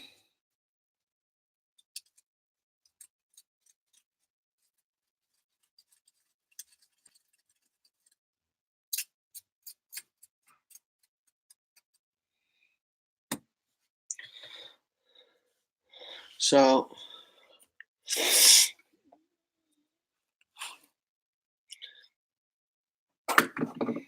let me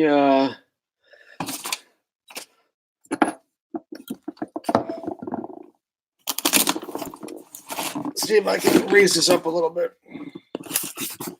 Stay with me.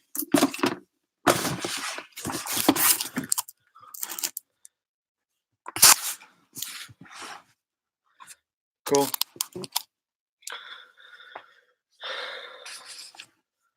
She likes the cars better than she liked the motorcycles. So that was a deal I made. Sorry, I'm just trying to play with this a little bit.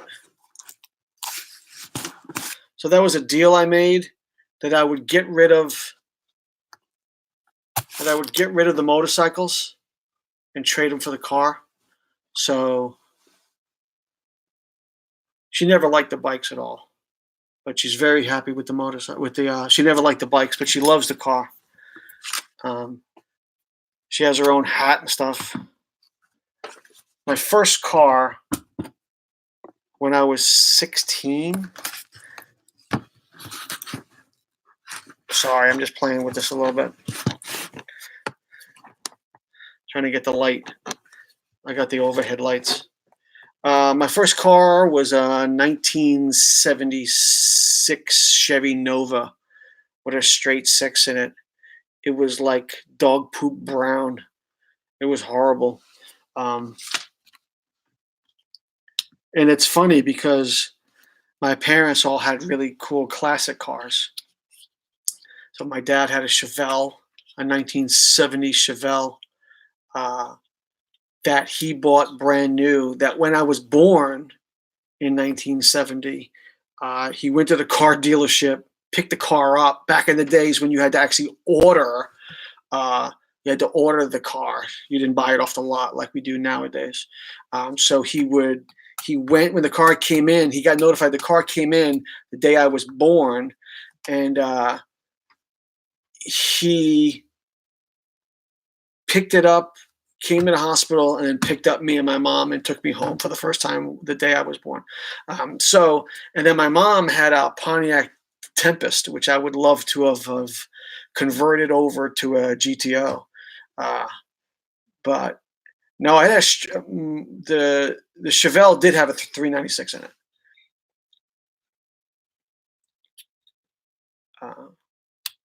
And then I traded in the Nova.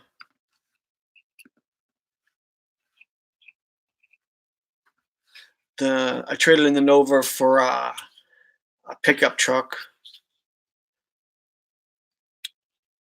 And then I went through high school with the pickup truck. And then I never really had classic cars. I never really had anything cool until I was in San Francisco out of college.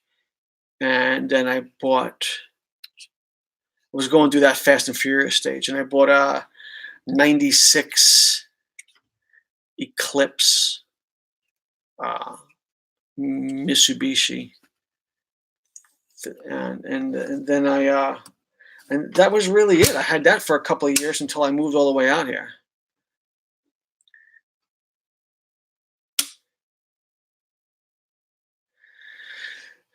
So, and then I've been through a bunch of cars, and luckily, knock on wood, I've had all cars that have done me right. I never had a real clunker. But I've never really had anything classic myself. But cars have run in my family. I mean, all my cousins had Firebirds and Barracudas, and my cousin Michael had a 67 Chevy Nova that was a pro modified car. And he had a Trans Am that ran alcohol. So we grew up going to the racetrack in Jersey over at Englishtown before they closed it, and Atco in Pennsylvania and things like that. And then my cousin Michael teamed with another person that had a Fox body Mustang, and I did a video on that where they broke the the world record in Atco, Pennsylvania, for the first Mustang to go over 200 miles an hour. But that's like back in 1985. That's like every car today goes over 200 miles an hour. It's just that crazy. But back in 1985, it was not heard of. And so I did a great video on that.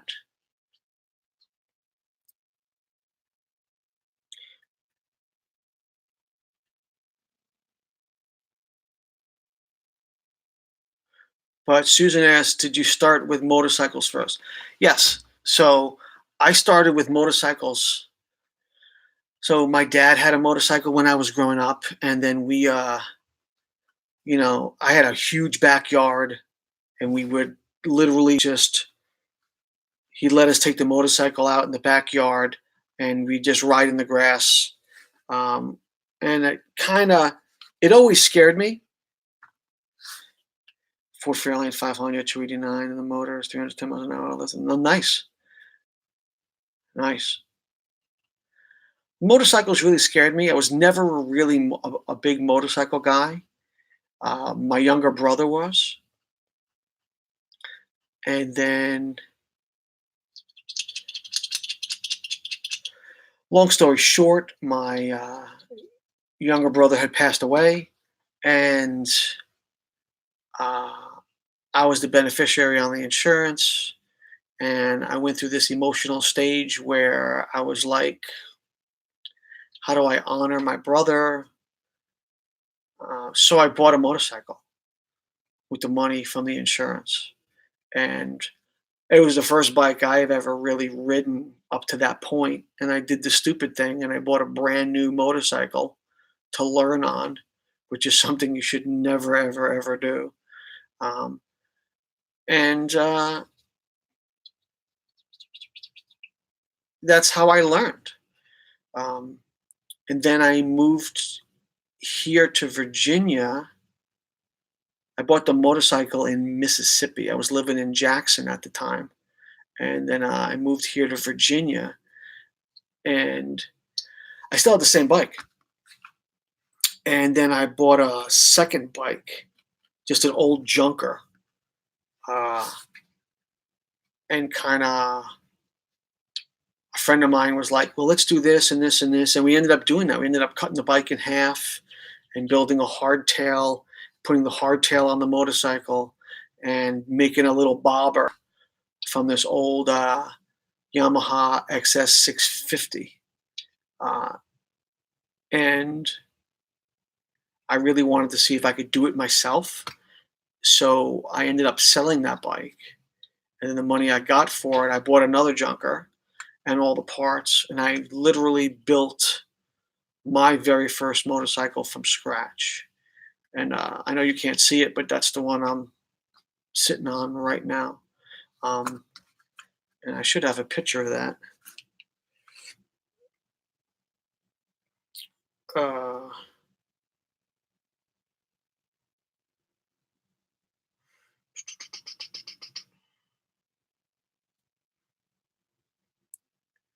which is that.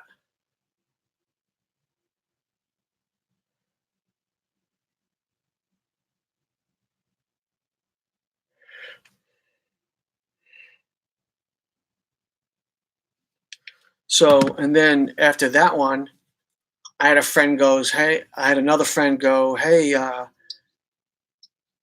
can you build one for me? And that's how the whole bike thing kind of took off for me. I ended up building 4 more motorcycles from scratch uh, with other people's money. They gave me half. I built the bike. And then, you know, the next customer came, and I started a little business used to call Two Wheel Mafia Custom Cycles, and I built everything in my garage. It would take me almost 6 months to build a bike, and it was great. I built a whole bunch of them. Like I said, I built 4. I know you can't see, and if I unplug this, I don't know if I'm going to lose you. Let me see something.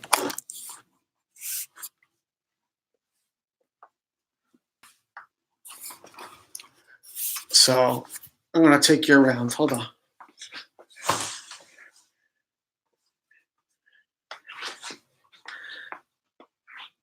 So with the motorcycle stuff, I've been in a couple magazines. So that's the one bike. And I've been in a couple of magazines, like this one behind me here, with that bike. So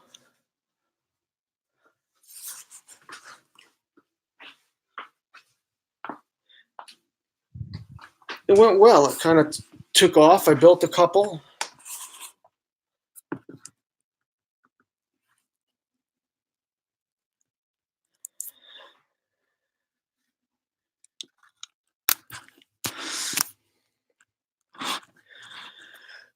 So I built a couple, and and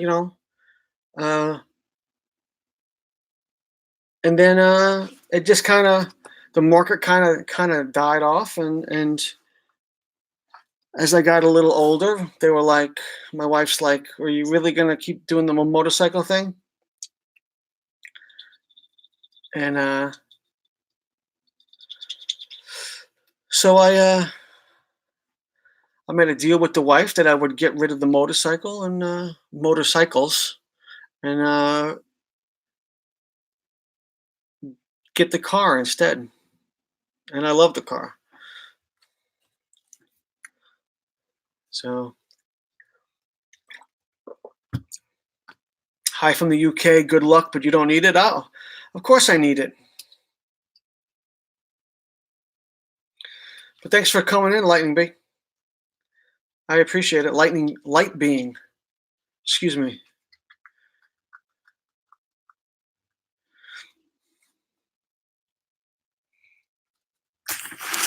Everybody needs help. No, you didn't. It's good. No, it was a long time ago. It was a long time ago, Susan. No worries about bringing it up. Uh,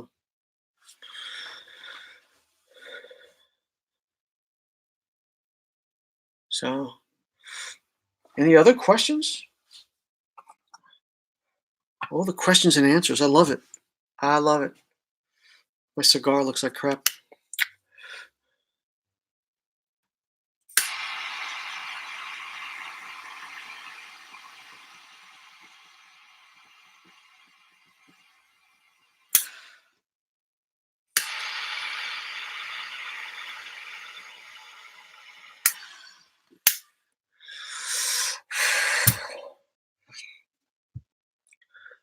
So when are you going to buy the Maverick Mini? Well, like I said, I went to Best Buy today to see if it was in stores. It's not.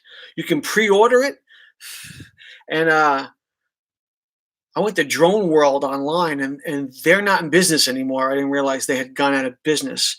So uh, when I can actually see one up close, uh, and read the statistics better, and confirm that I do not need a license to fly the Mini, then I'm definitely going to get one. It's right in my price point, and I'm definitely going to have to check it out. What's my next venture? I don't know. I like the car a lot. Like I said, I have space issues, so I'm not sure I can get anything larger than the current car I already have. But I love the car. I'm a little bit of an attention whore. I think the motorcycles have done that and ruined me for life, and the car definitely adds to that. When you go get gas, you're there for like an hour because everybody wants to see the car and talk and ask questions and take pictures and all sorts of stuff.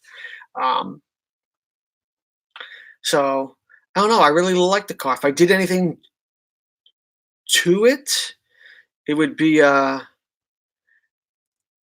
drop in a bigger motor. So currently has a 331 stroker motor. But if I really wanted to do something crazy, I'd drop in like a new Coyote motor with a supercharger on it or something. Um, but at that point, I have to weigh the cost of doing all that and the work as opposed to just getting another Cobra that already has the motor I want in it. So, um, do I let my wife drive the car? I would let my wife drive the car, but she cannot drive a standard. So it's got a Tremec 5-speed in it, so she does not know how to drive a stick. And this is not the car you want to learn on. So she has not driven the car. Nope, it stays right behind me all winter long. Ironically, we just had the furnace replaced for the house. And when he was replacing the furnace, I asked him how much it would cost me to run a heating duct from the basement to the garage. And he said, "Why would you want that?" And he opened the garage door and he saw the car and he's like, "Oh, don't worry, I'll do it for nothing." And he ran a heating duct. So now I got a heating duct right there, or right there. So my garage stays nice and toasty all year round. And because it's and the AC, in the winter, I have heat, and in the summer, I have air conditioning. So if you want to work on the car, it's nice and cool, climate controlled, like every garage should be.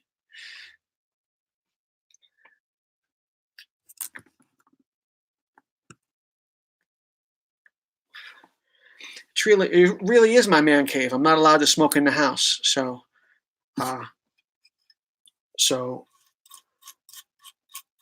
I got a nice deck out back. During the summer, I sit on with the fire pit and all that sort of stuff. But in the colder months, we kind of just hang out in the garage. There's no space for anything, but I kind of hang out in the garage. And now I'm going to start streaming, I think, in the garage. So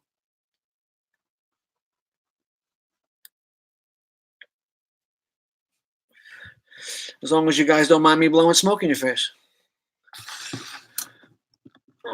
I just got to figure out a way to do this.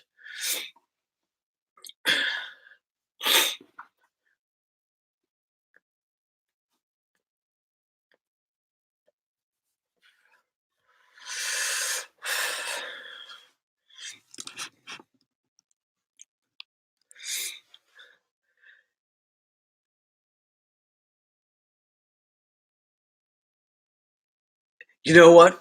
When Island Life streamed from the bathroom that night, I almost peed my pants. Or was it Island Life or was it Tree Trimmer? Somebody was streaming from the bathroom. Who was that, Fox? They were sitting in their bathtub streaming. It was Island Life. Okay. It was so funny.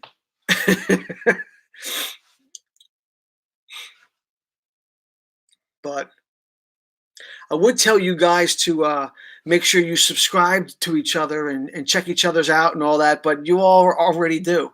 So there's no need for me to do any of that. We're all friends already.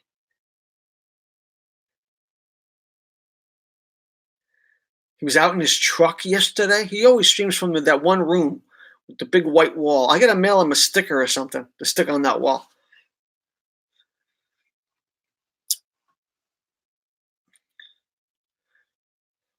Just hit the damn thumbs up.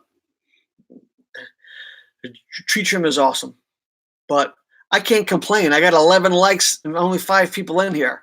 So, and we've been going for almost 2 hours, for a little over 2 hours. I can't complain. For my first stream, I can't complain at all.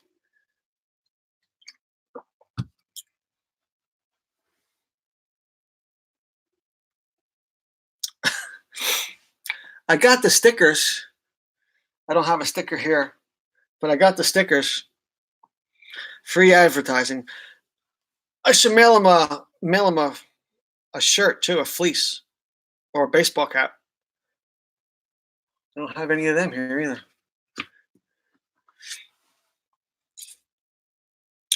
So, but this is pretty cool. So,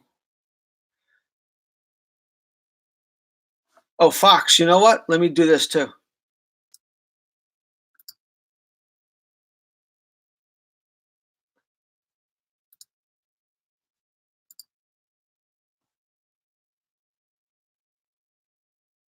There, Fox and Susan just became moderators.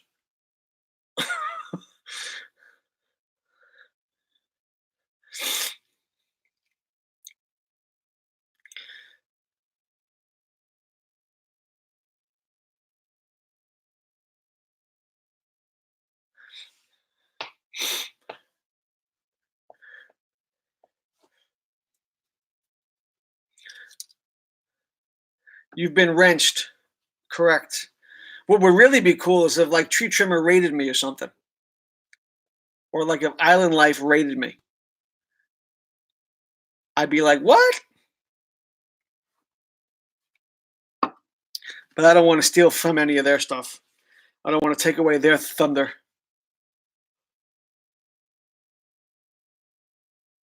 Oh, I didn't even realize that. He's not on Friday nights?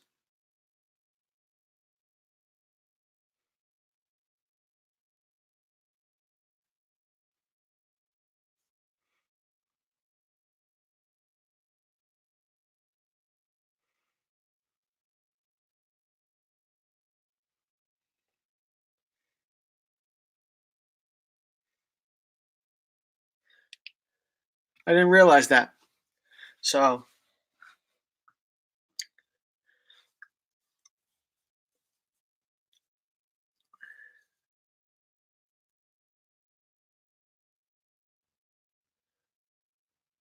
cool. Everybody needs a family night. So Friday night's it.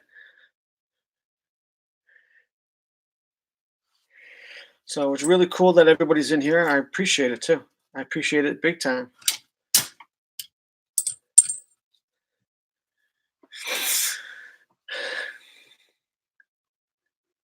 So Susan, what else do you want to know? You're the only one asking questions. I pledge allegiance to Bangin.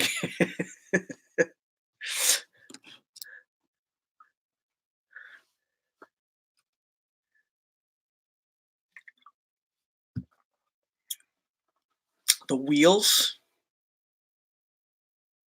What about the wheels?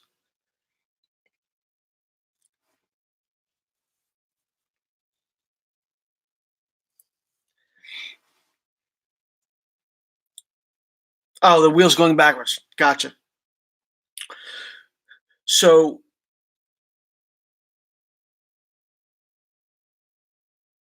all right, Fox, I'll catch you later, buddy. So,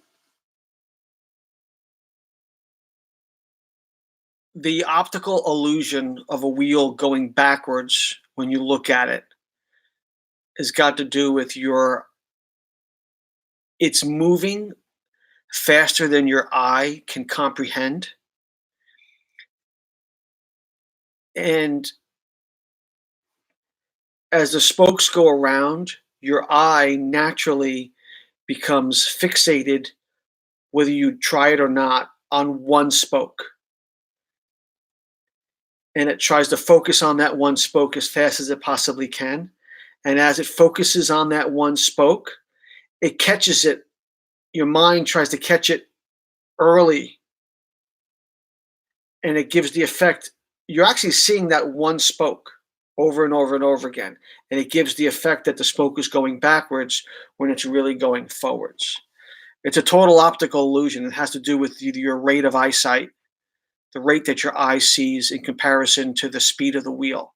It only has to be in that sweet spot too. If you look at a wheel, let's say that sweet spot, I'm not sure, is like 30 miles an hour. But if you look at the same wheel at 60 miles an hour, it won't happen. That optical illusion will not happen. The wheel has to be in that sweet spot at that time. Um, any slower, any faster, and your eye can focus. If it's slower, your eye can focus on that one spoke and you can watch it go around.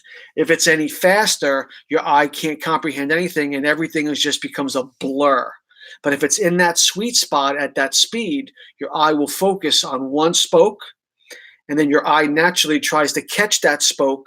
And because it's trying to catch it, it catches it earlier and earlier and earlier and earlier. And it gives the effect that the wheel's spoke is going backwards, even though it's going forwards. It's a complete optical illusion.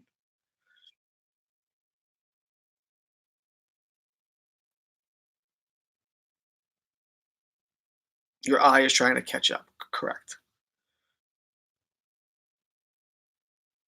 What's up, EGT?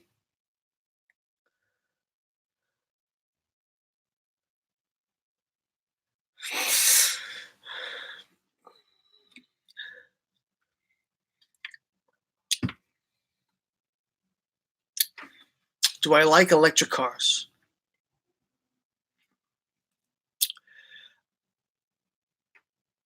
I think for horsepower and torque, I think they're going in the right direction and they're eventually will become super fast cars.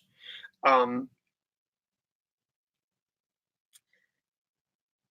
until they get the charging to be super fast, it'll never be for me.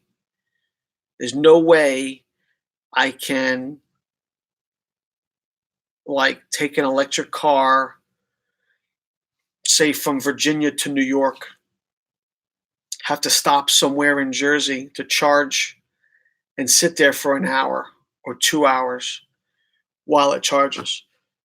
I'd rather hit the gas pump, in and out in 15 minutes, 10 minutes, and I'm gone. Um, you're forcing me to turn a 6 hour trip into a 7 hour trip or even an 8 hour trip for electric cars. I know they're better for the economy and for the environment and blah, blah, blah. But you see my car, Susan?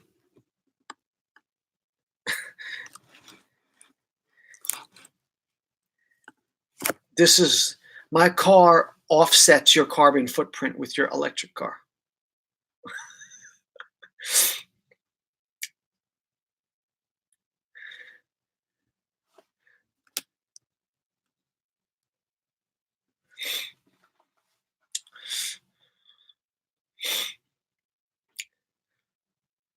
I mean, I've been to the Tesla dealership and I sat in one, took one out for a drive, and you know, they're great. They're great. It's the future. It really is. But it's probably not my future. It's the next generation's future.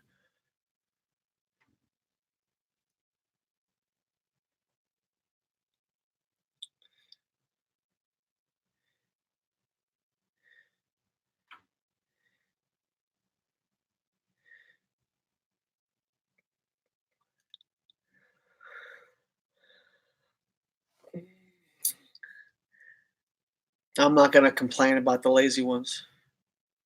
I'm not super lazy. I'm not super. I can't complain.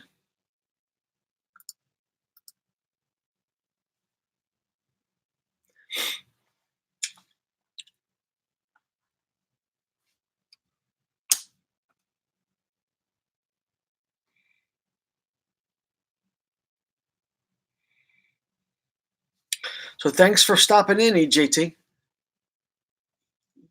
EG, EJ, ET. I just call you ET like everybody else is. Thanks for stopping in, ET. I appreciate it.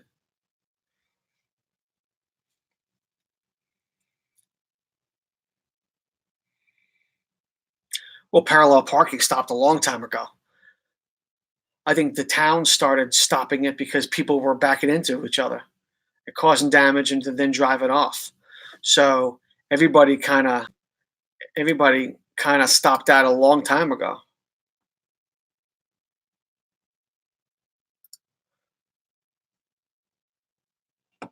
They don't parallel park. They can't drive stick.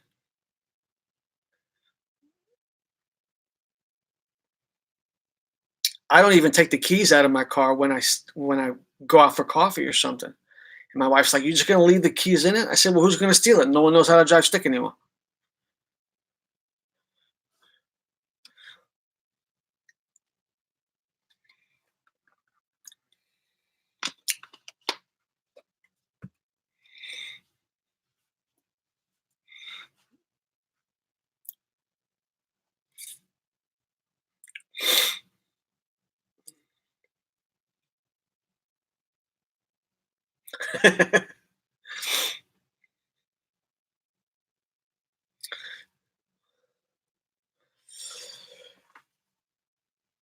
Ugh. This was a really cool idea.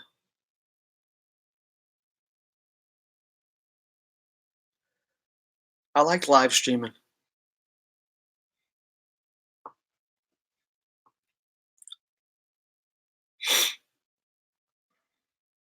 I do not do a Christmas thing. So my wife will put the candles in the windows, and that's pretty much about it. She's really big into her tree. Um,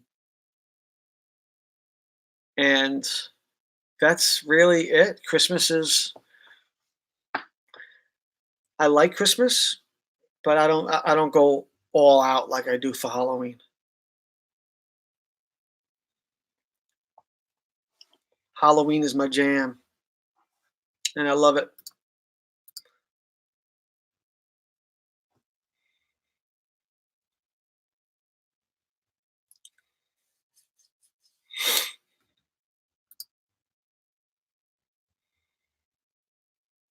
No overboard.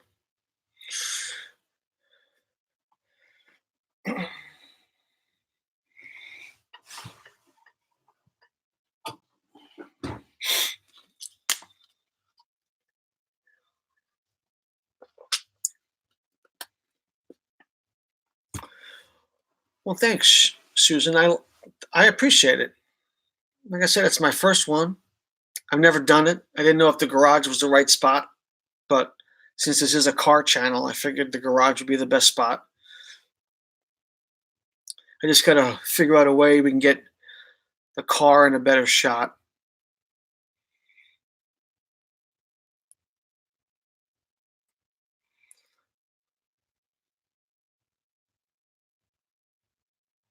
Oh, good lord. My beard's gotta look scruffy on the big TV.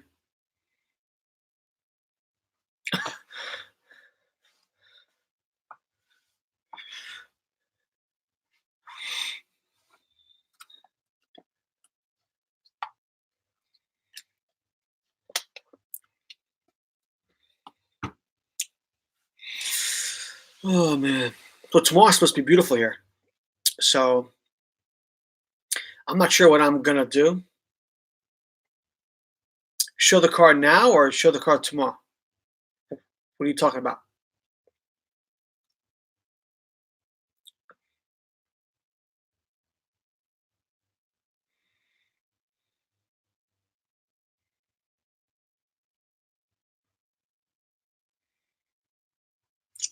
All right, hold on. Take you with me.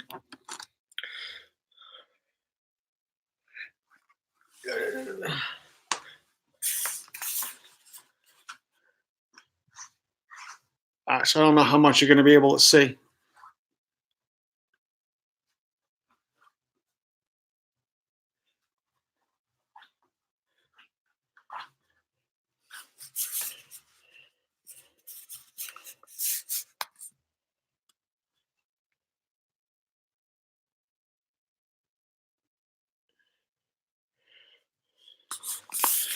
Let me see.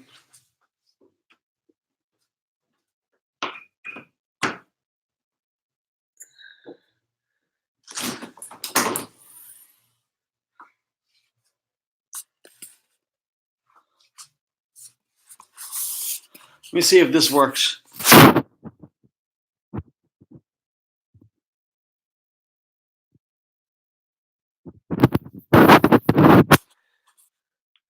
Definitely not as cool as the camera. Yeah, you can't see anything in there.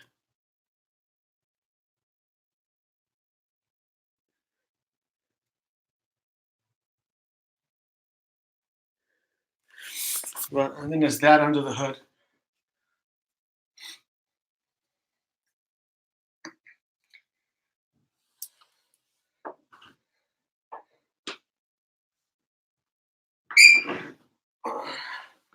And then the interior.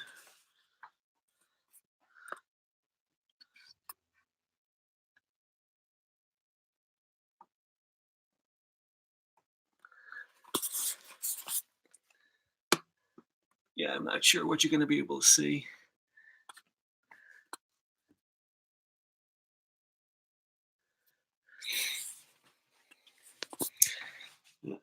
That's a pretty good shot.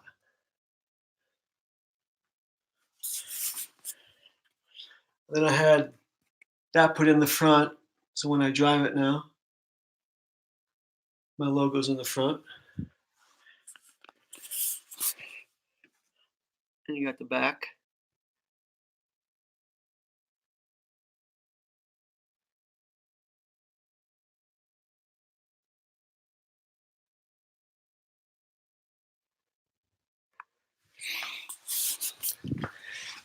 And you got my side pipes.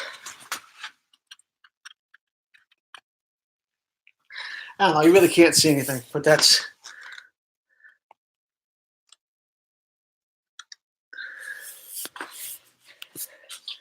You know, light wise, it's just kind of dark. Kind of dark. Yeah, you really can't see anything. But maybe one day I'll stream during the day and we'll walk you around the car.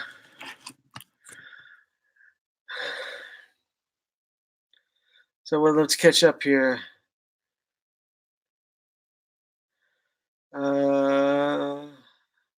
It's a unique stream. Love it. Thank you, Sharon. What wash and wax do you use? We'll get to that in a second. Nice car. Thank you, ET. Great Frank. Those muffler bearing. Hey, those muffler bearing look too tight. Nice. Smart ass. I see Dash, nice shot. So logo at work, just you can, a masterpiece. Saw it all. Very cool. All right, so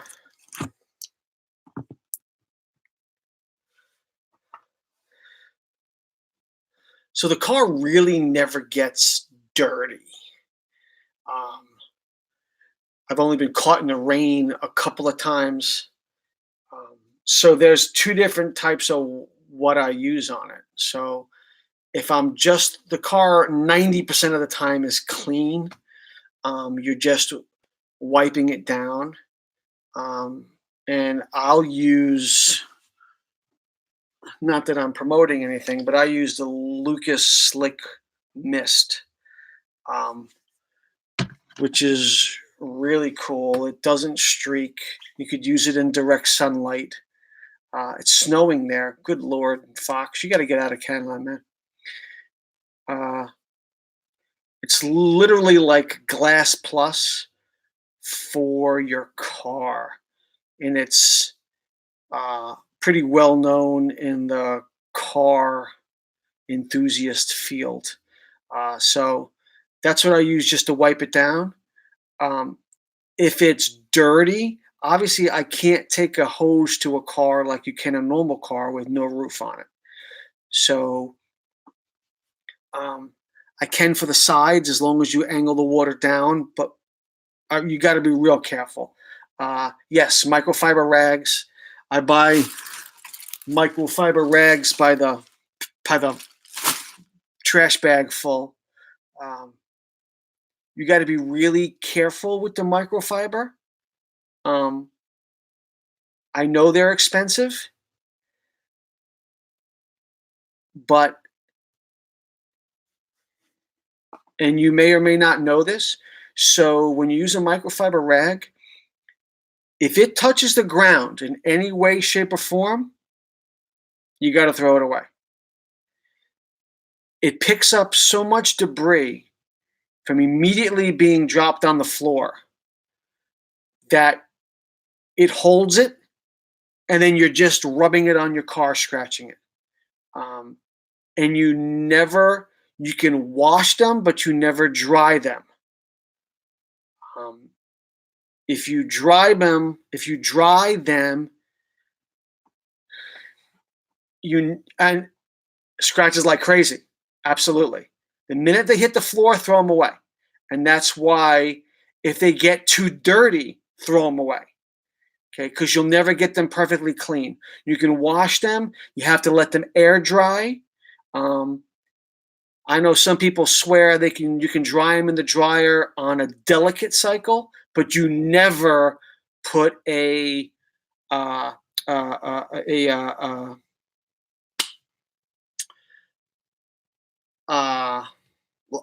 dryer sheet in there. Never use any dryer sheets at all. Never.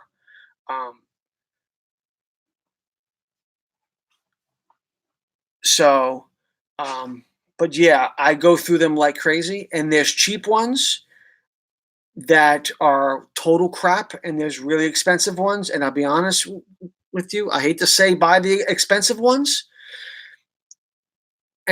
because I've bought expensive ones, and then you drop them on the floor and you have to throw them away. But that is the way you got to do it. You have to take really good care of your microfiber rags.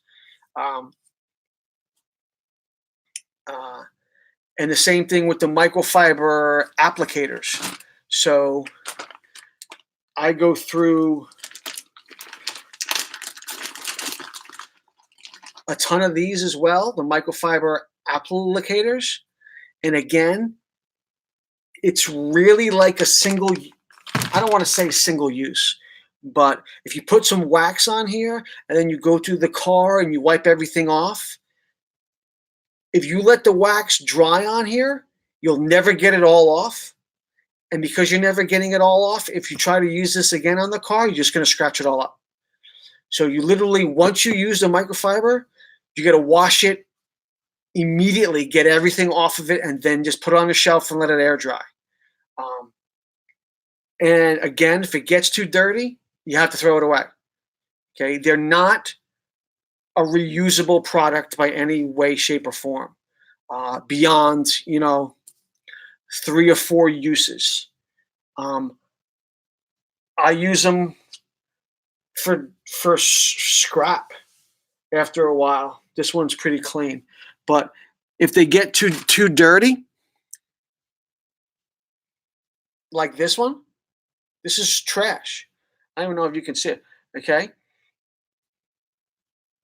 This is for me doing my rims and the brake dust. The brake dust gets in the microfiber, and you'll never get it all out. So if I use one for the tire, for your rim, it becomes a rim rag, and you never use it on the paint. If you do this on your tire, and then you rinse it out in soap and water, and you wash it, and you let it air dry, and it still looks like this, and you put it on your paint, you're just going to scratch it all up. Okay? So it becomes, these are tire rags, these are for the rims, and this is for paint. And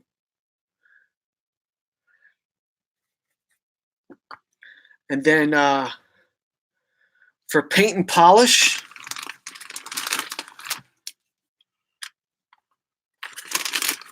so I use PPU, which stands for the Perfect Wax. Perfection Products Unlimited, and it comes out super good. You put a dab of that with the dab of the polish, and you can do do the whole thing at the same time. A clay treatment is fantastic. Thing about clay is you got to know how to do it, so make sure you read it. You don't want to rub on the car with the clay. You just gently go across it. Like pretend you're using your mouse and you're trying to scroll. You're just gently using the clay bar back and forth. And it's got to be wet. You got to make sure when you clay your car, it's the clay is wet. Um, it's one of those things. If you're not used to doing something like that, definitely go see a professional. Um, there's a different whole different thing when you try to do something by hand or when you try to do it with the buffer. Um, and even though it's an expensive thing, uh, I mean, I paid almost $1,000 last year. I had the whole car completely ceramic coated. They buffed, polished, and then they ceramic coated and then treated the entire car. Um, and it looks like a mirror. It really does. Um, and in the 3 years I've had the car, it's the first time I've had it done. Uh, but you just have to be careful with anything you touch with the paint, especially on a new car. A new car nowadays, the paint is a lot softer than it was when, like, in the 80s. Um, in the 80s, the clear coat was crap. Almost said a bad word. The clear coat was crap, but the paint was good. Nowadays, the clear coat is better, um, but the paint's a little on the soft side. And if you go through the clear coat, you'll really do some major damage on your car. Um, everybody remembers in like the 80s and 90s, Ford had a huge problem with the clear coat. Uh, you still see it on cars where the clear coat is actually like peeling off the car, especially in the front where the wind hits the most of it. Um, so you definitely want to, whatever you put on your car's paint, you definitely want to,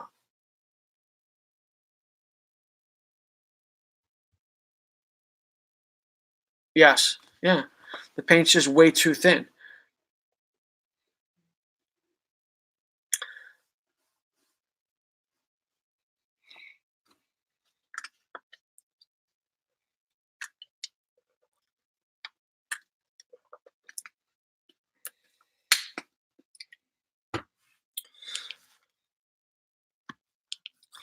So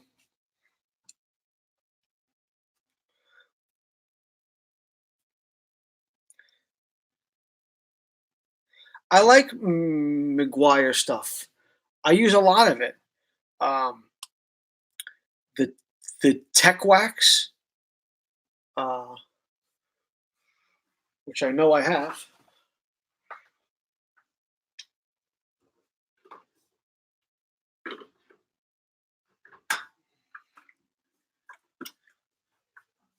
So the McGuire's, the Tech Wax is a great wax. And then in between waxes, I use the McGuire's Gold Quick Wax. Um, again, this is for black cars when I used to have my black car. But yeah, the Tech Wax is fantastic. The Tech Wax is fantastic. In conjunction with, do I have that? Where's that?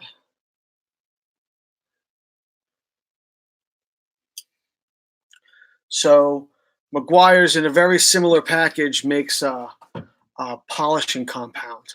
So I used to wash the car, dry the car, polish the car, then wax the car, and then buff the car.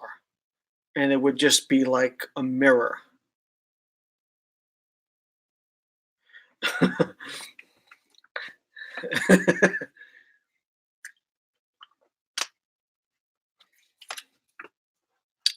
But if you're looking for, thanks, Gary.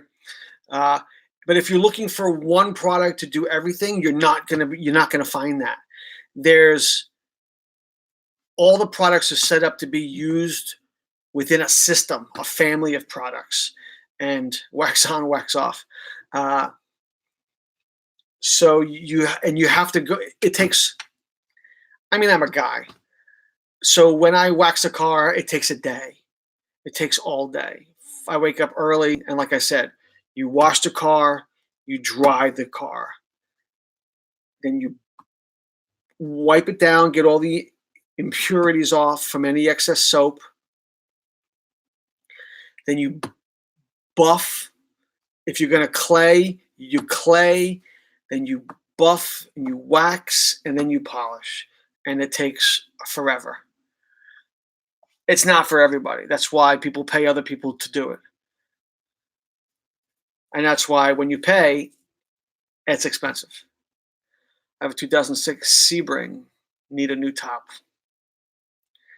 Why? I don't have a top. Topless is cool.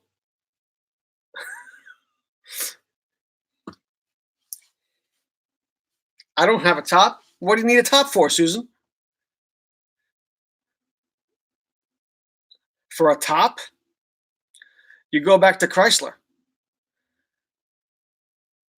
So is it just the rear window or you need a complete new top?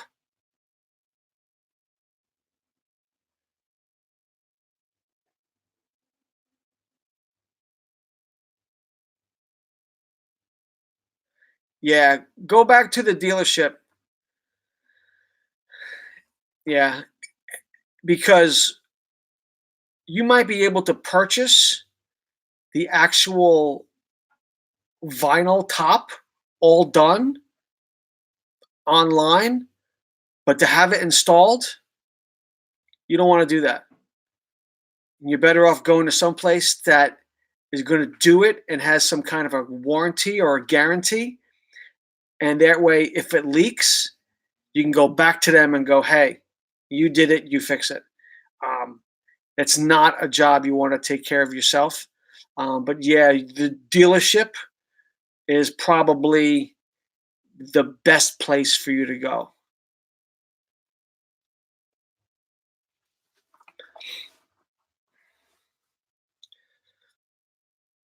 Sometimes it's just better to have an out. And by that, I mean, if it breaks, go someplace else and go, you broke it, you fix it, than to do things yourself. Some things you can do, and some things it's worth every penny having somebody else do it just in case something goes wrong.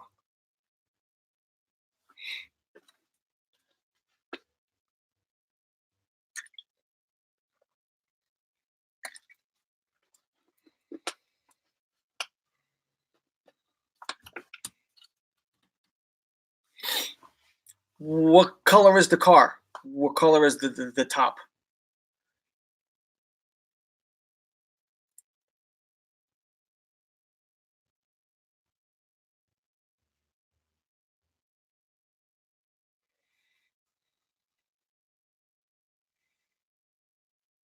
Black car and the black top?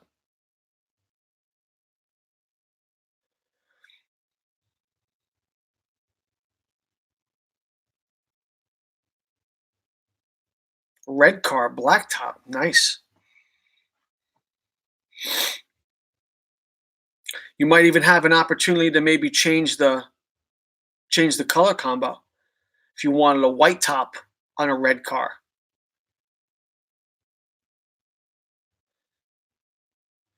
Or maybe you want to get the camel to match the interior.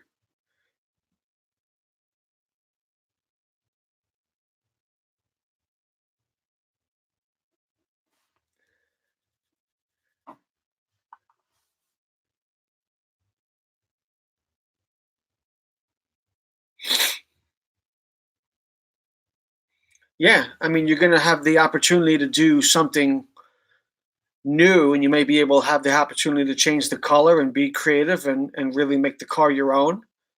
That's what customization is all about.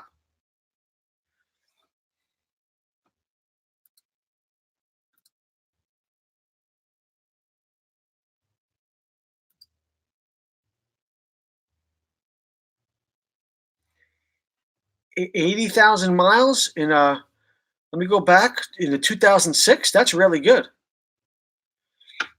Figure 15,000 miles a year, 80, 2006. I mean, I have a 2010 and I just rolled through 115,000 in my Grand Cherokee.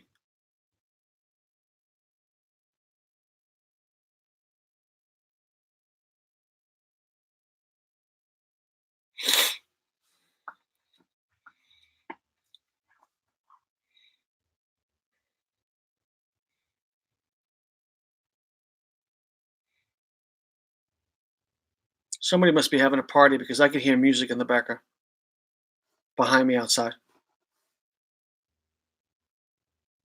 It's only out during nice weather. Very cool. Very cool.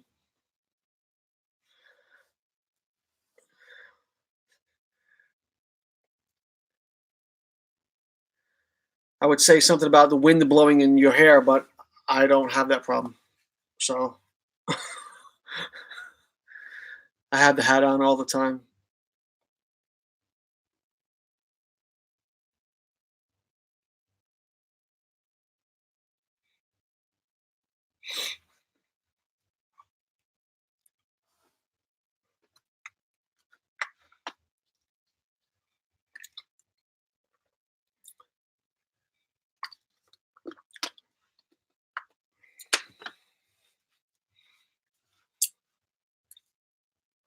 I can't believe we've been on 2.5 hours. It's crazy.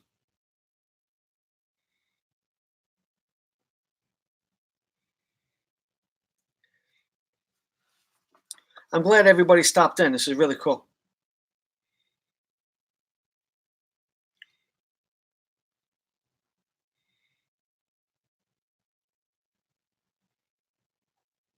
It did go by fast.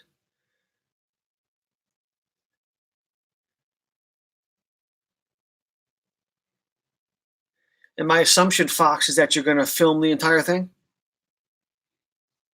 film you launching it, and then take the footage from the drone and add it into a video. Gary, I really appreciate you stopping by. I do.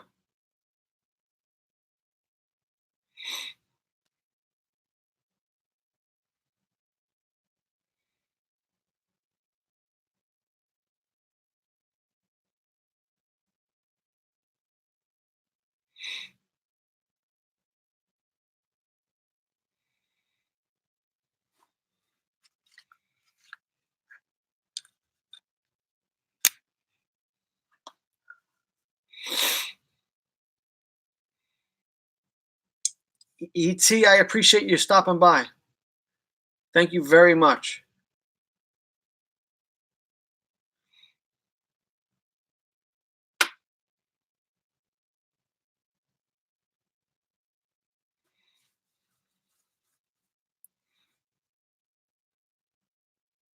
You can use the bunny cam, the action cam, plus the drone footage. That's a really good price for 128. So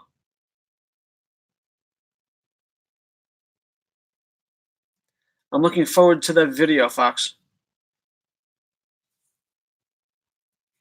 Banging Gears 101.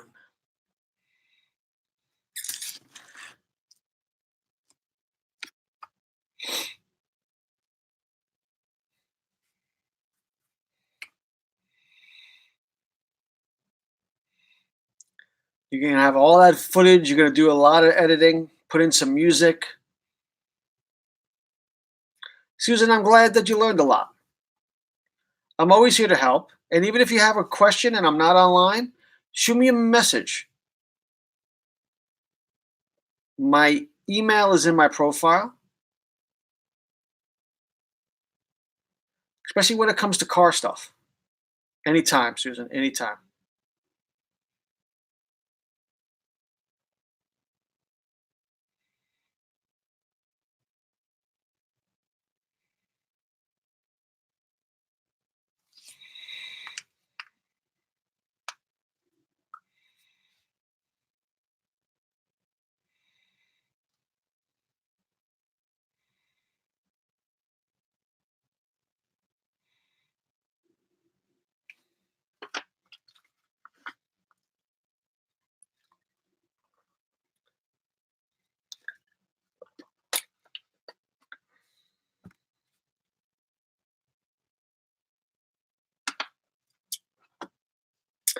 Absolutely, I can, Dr. Fox.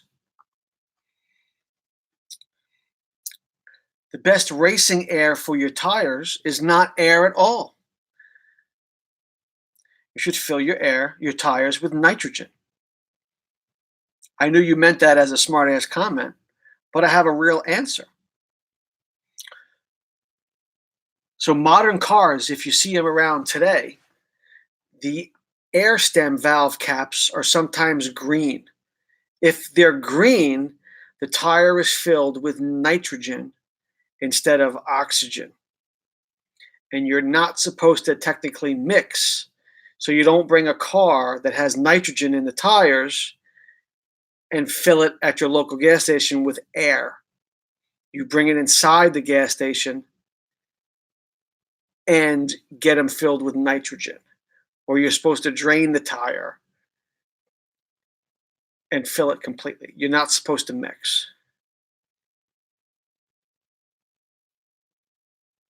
There you go. See? But nitrogen is lighter than air, so it makes the tires lighter and you lose the weight.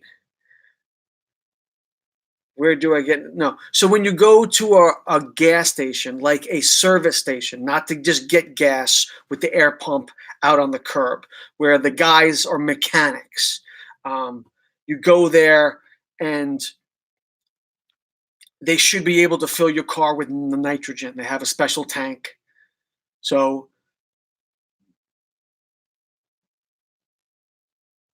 correct. So we all know, living in the cold areas, that when the temperature drops, your car will tell you your tires are low, because air, when it gets cold, it shrinks, and when it gets warm, it expands. So nitrogen doesn't do that. So if you fill your car with nitrogen at 32 pounds, no matter what the temperature is, it's always 32 pounds. That's correct. That's why they need. My husband wants to know about your opinion about synthetic oil. I only use synthetic oil, as my hat suggests. I'm a big fan of AMSOIL, Mobile One, full synthetic. Any full synthetic is your best route. And I'm assuming your husband is from my generation, where we're supposed to change our oil every 3,000 miles, but the oil has gotten better, and now they tell you every 5,000, every 10,000. The synthetic I use says every 15,000 miles. I do not let my synthetic go for 15,000 miles. You must be out of your. It's just, it's either. I just don't believe that for a second, and it may be my stubborn generation, but I still change my synthetic, full synthetic oil. The longest I'll go is 5,000 miles, and I change it. It depends on the car, Fox. If you're putting full synthetic in a regular car, I would probably even say 10,000 miles is okay.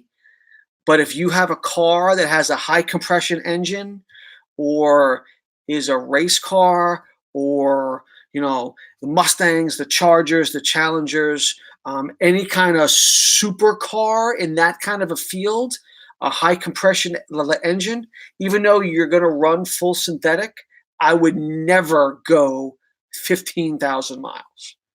No way. BMW had a problem a couple of years back where they were like, full synthetic. So if you bought here's the problem.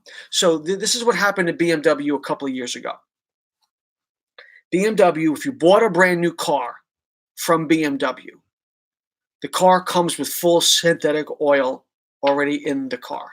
And if you bought the car, they would say, okay, you get free oil changes for life. And synthetic oil, they would tell you, is good for 15,000 miles. So if you came at 15,000, if you came before then, BMW would tell you, no, it's not been 15,000 miles. The motor is rated for 15,000 miles. The oil is rated for 15,000 miles. We're not going to change until you hit 15,000 miles. And the oil used to break down way before then.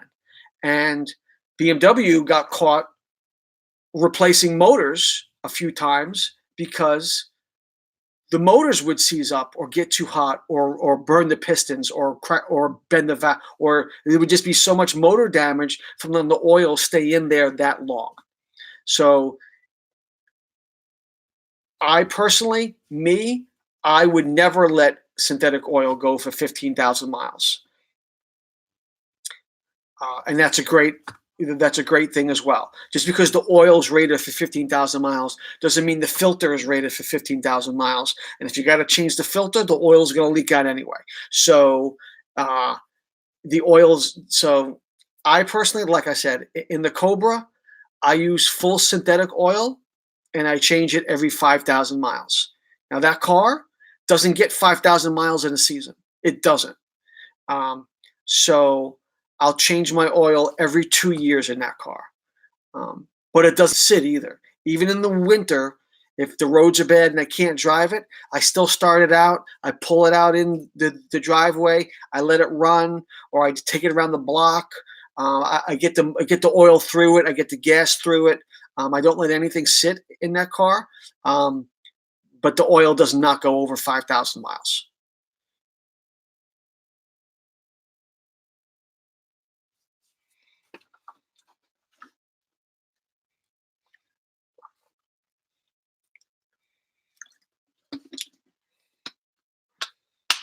Susan, you are always very welcome.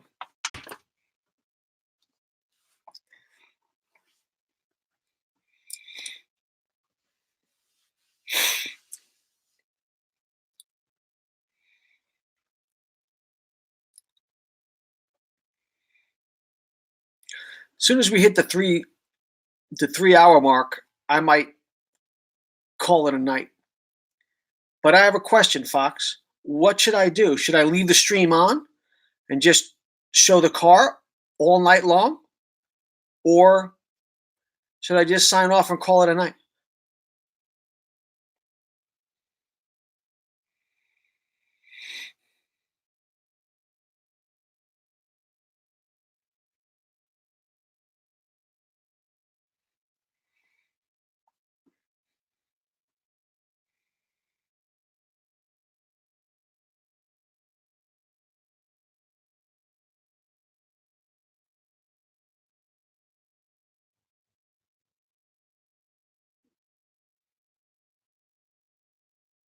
True.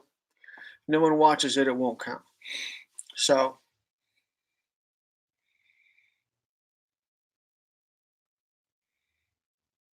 but the people in here now count, right?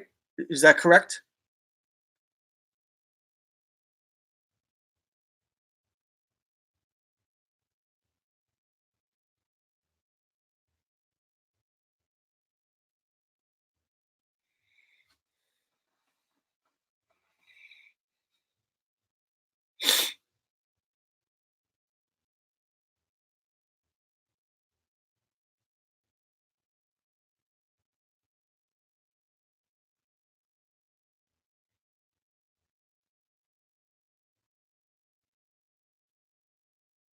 Okay. All right. Well, then in about 8 minutes, I'm going to kill it. Shut it down.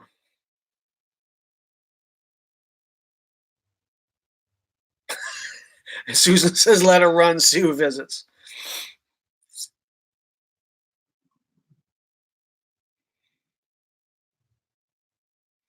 I don't know, I want to see how it goes. I might shut it down. I'll shut it down. I'll see how it goes.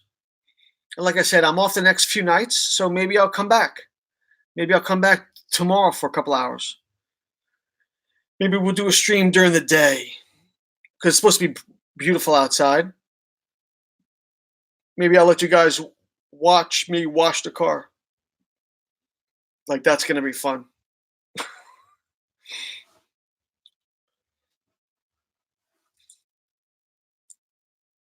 In the lights. Yeah, Susan. So tomorrow, if I do go live, I'll go during the day, and I can show you the car.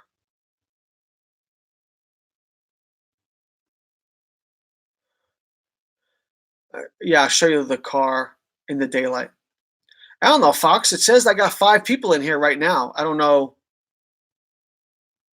Or maybe that's no. Yeah, it says I got 5 people in here right now. I don't know if that's true. I mean, I'm one of those people, so that's really 4 people. I'm assuming myself is not gonna be counted in that.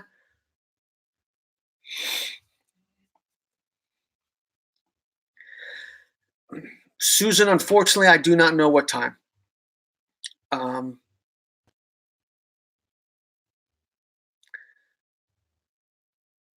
Admin does not count. So that's because Gary just showed back up. Uh, so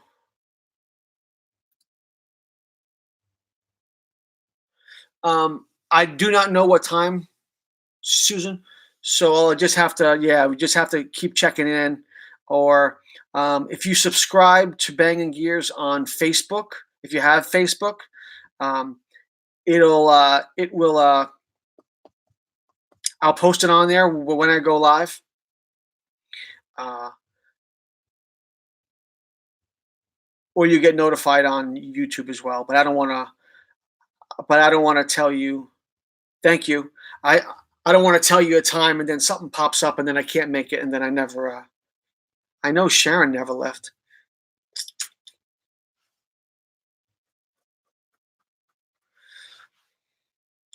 Guys, you are loyal friends. I hope you understand that, and I appreciate it. I really do.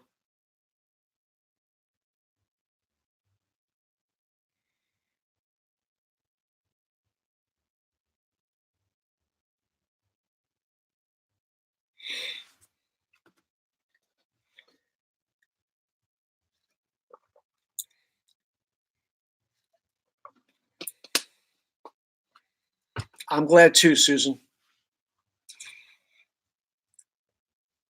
Hey, Fox, if you get some good drone footage, some sunsets, some if you ever go up in the mountains or something, holy crap, Bree just showed up.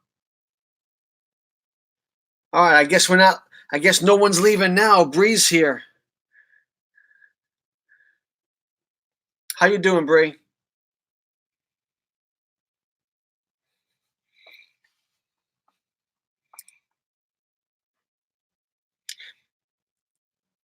But Fox, if you get any drone footage, like if you go up in the mountains or something, you get like a good treetop shot, sunset, sunrise, maybe over a lake or something. I don't know what your local area is like. Um, yes, I will. I will mod Bree, absolutely. Um, and then I'll use that footage in a video, absolutely, dude. And I'll give you credit. Drone footage provided by.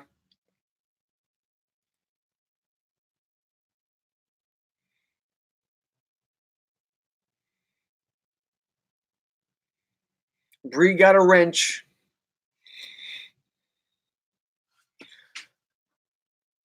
Gary, I'm going to give you a wrench too.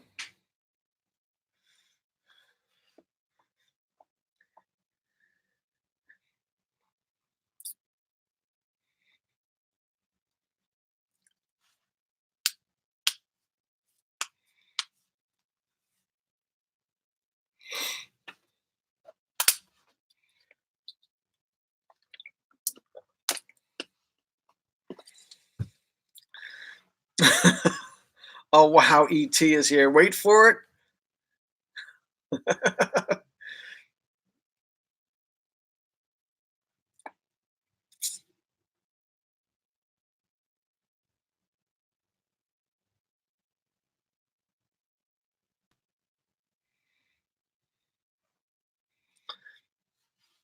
Cool. Well, if you're interested in sharing some of it, I'm always going to be open to getting my hands on some drone footage. Gary, I appreciate you stopping by, dude. I appreciate you. You deserve the wrench. You've always been good.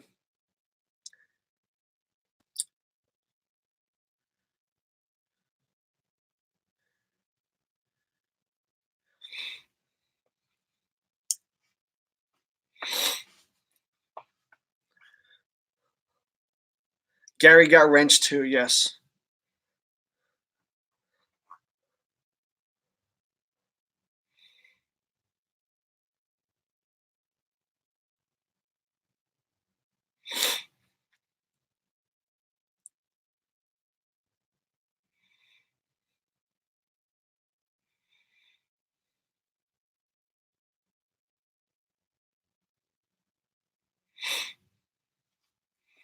So I got to get some music in here too. I think maybe tomorrow, since I use all the copy-free music and songs and stuff like that, I'll get that down here and see if I can get some background music.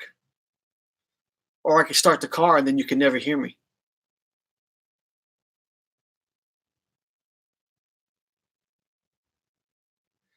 Bree, you got out of bed just to see me? Well, I appreciate that, Bree. I hope you're feeling a little bit better.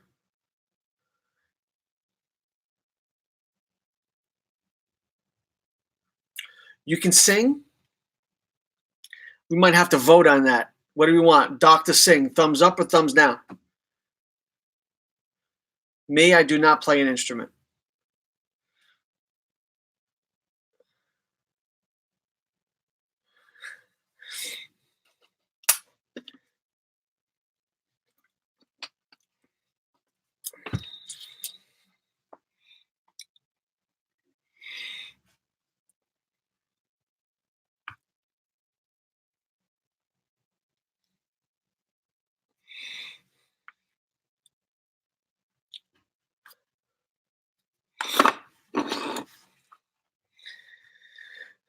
Wow, I got 8 people in here now. I'm excited. He can sing? Kenny?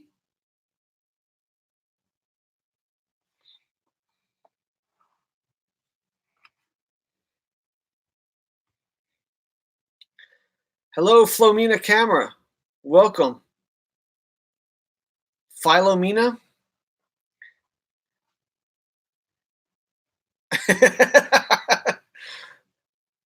It is my first stream. Yes, it is.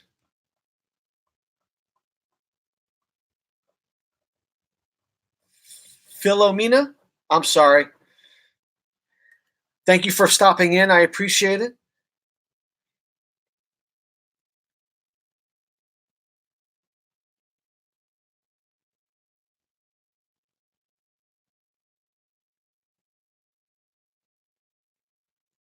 I have. I've been live for like 3 hours now.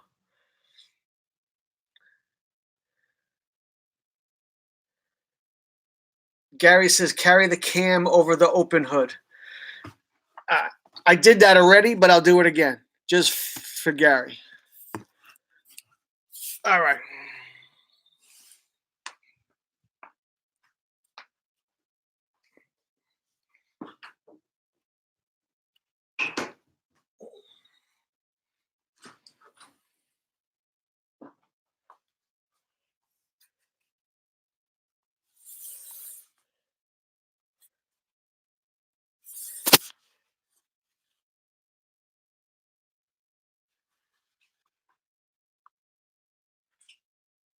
I'm not sure you can see anything. It's kind of dark. Let me try the other side. Is that any better? A little bit better.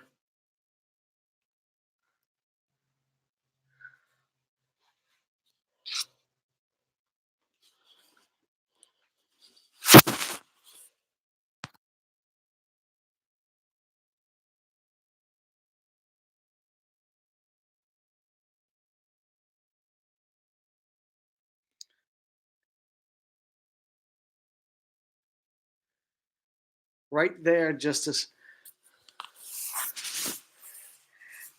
Gary, it's not a cam, it's a laptop, so I'm kind of bringing it around.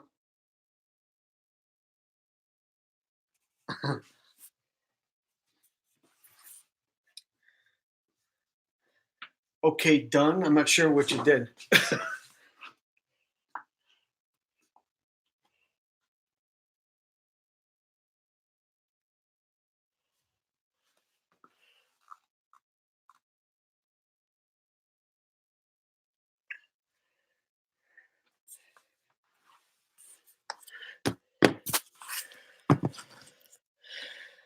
Okay, let me put the.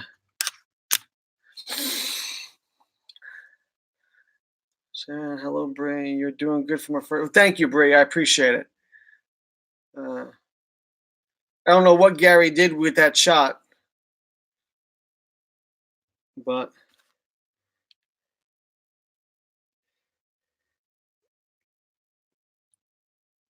I have a better shot for it, Gary. Uh,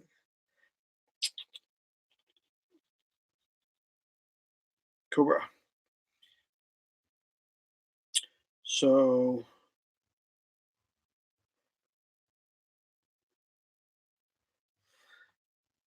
Gary, I don't know if you're here still, but I got that motor shot if you want that.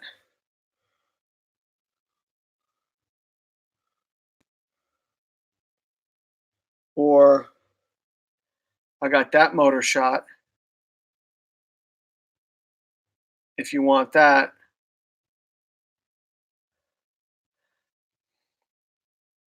Do I clean that car every day? Well, let me go through the questions real quick here. Uh, Maybe he did a screenshot. Joking. Ignore that. How fast have you had it up to? Dave, I've had it up to 140 in fourth gear. I had a whole nother gear left. Um, and it started shaking like a Star Wars toy. So I backed off. Uh, but I've had it up to 140 on a street, on a regular street here in town. Um, I'm not sure I'd do that again without being on a track. But I had a whole nother gear left. Do you clean that car every day? Not every day. Every other day, maybe. um, so it stays pretty clean, Brie. It doesn't really need to, just wipe it down every so often. Uh, it never really gets dirty. Uh, Cheers to Frank Stoll. Hi, Dave. Cheers to thank you guys. I appreciate it. Porn channel for motorheads. uh, yeah, it's when I first purchased the car, the somebody before me must have tracked it because the front tires were at a very aggressive negative camber. Um, and I know Susan's going to say, "Well, what does that mean?" So, uh, your wheels are like this, so you can camber your wheels in or you can camber your wheels out um, to go around a track to hit a turn a little harder. So, so it helps in turns. It helps when you go into a turn. It helps when you come out of a turn.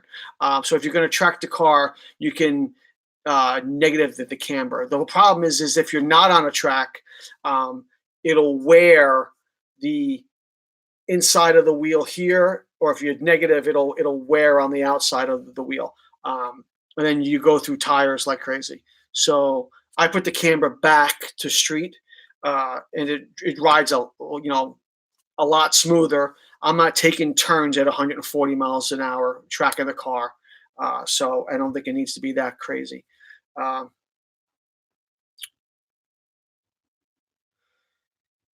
ET's giving me warm sake. Oh yeah, I'll take that. Uh,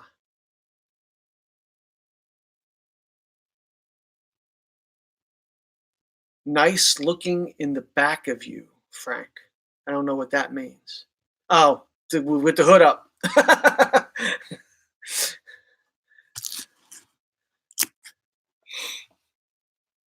Yeah, I don't have a flashlight, or else I just do a little spotlight action.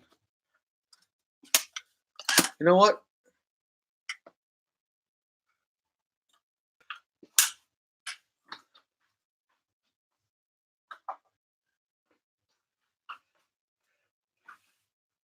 There you go. At least it lights it up a little bit.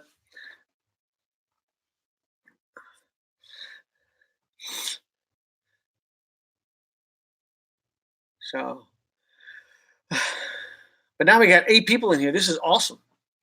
8 people in here. 14 likes. First stream ever. Uh,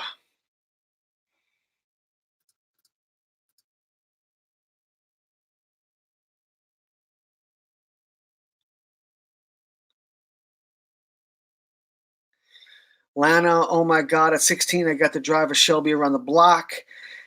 Had to ride the brake to maintain the 25-hour speed limit. How you doing, Lana? Lana, thank you very much for coming in. I appreciate it. Uh, yeah, no, it's a crazy car, it really is. It's super fast. It weighs 2134 pounds with me in the car. So you minus 170, and the car is under 2,000 pounds. Um, and with the motor, it's a 331 stroker motor. Uh, it's 400 horsepower. It's under 2K weight. It's super fast, but the back of the car is super light. If you power too hard around a turn, excuse my French, but the ass end of that car will slide around on you, and you will end up in the ditch.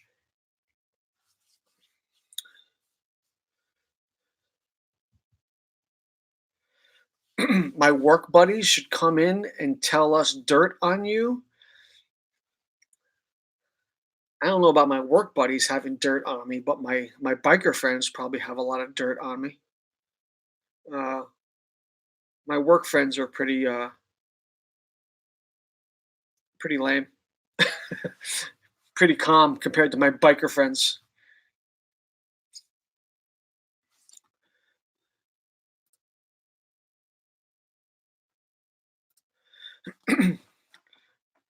But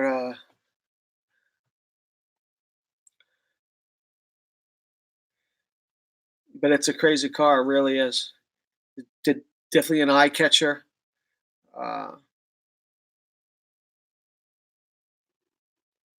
and you'd be cruising down the street, people be waving at you, people be hanging out of their car, taking pictures, thumbs up.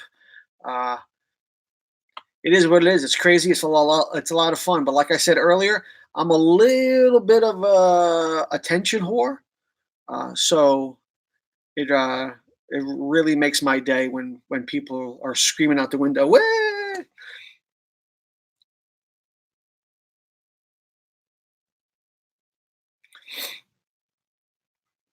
My friends from work, let them know. Oh, my biker friends. Yeah, I can get a bunch of people on. We can roast Frank. Oh my God, there's so much to roast me for too. That would be dangerous.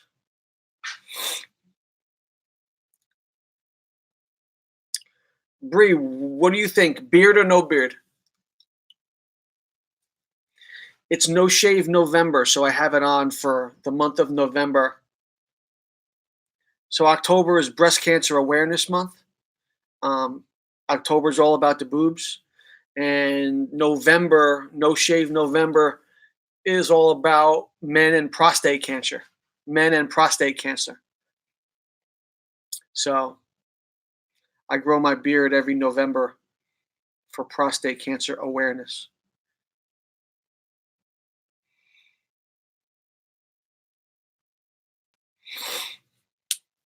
Thank you, Bree.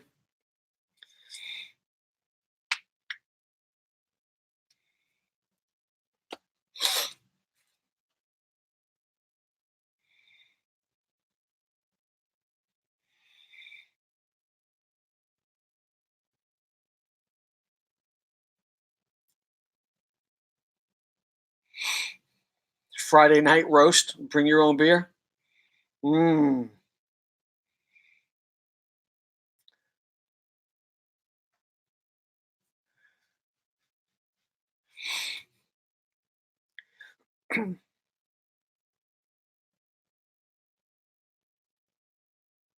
I don't. I only have the one car.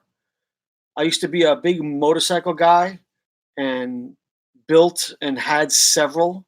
Um, and my wife was never a huge fan of the motorcycles.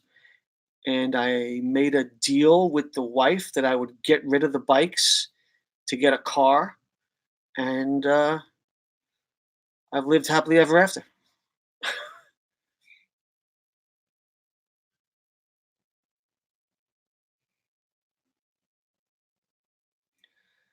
I miss the day of the Trans Ams, the Corvettes, and the. So, what do you think of the new Corvette? What do you think of the mid-engine? And I'm Italian from New York, so everybody and their uncle had a Z28 Camaro.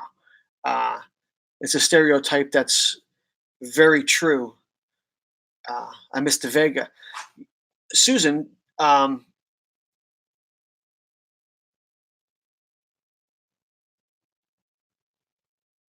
a car show brat. Nice. Susan, uh, my friend Pete from New York, when we go down to like Ocean City every year, he's got a Vega with a big block in it, big block motor.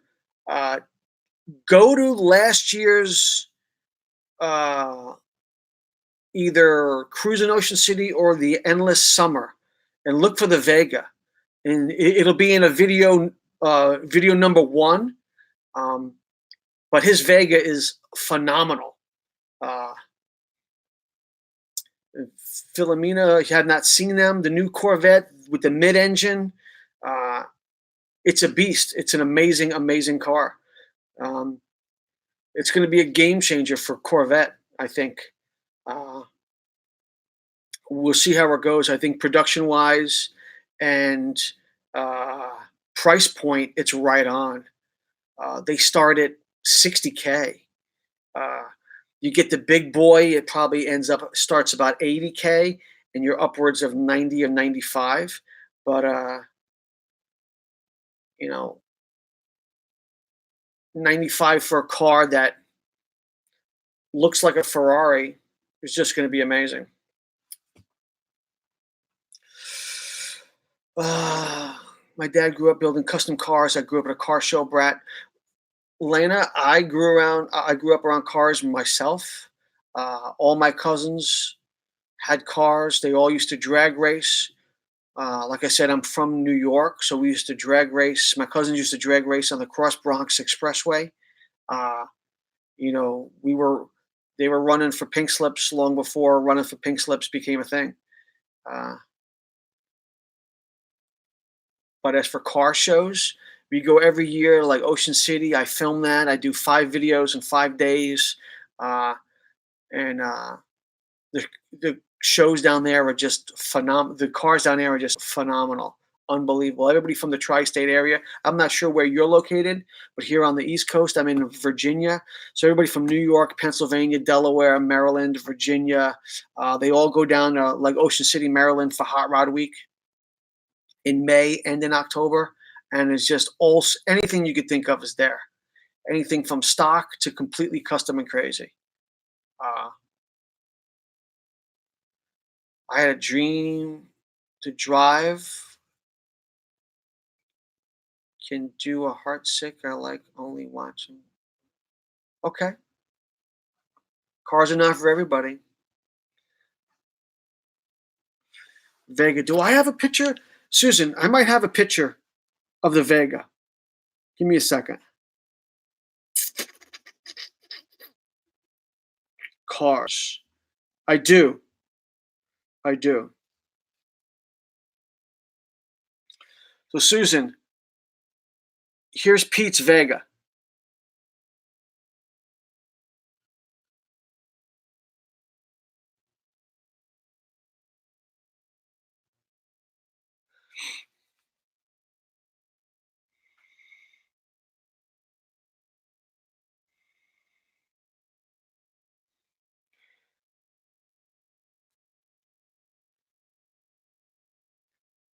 And here's my cousin Mike's, I believe it's a 32.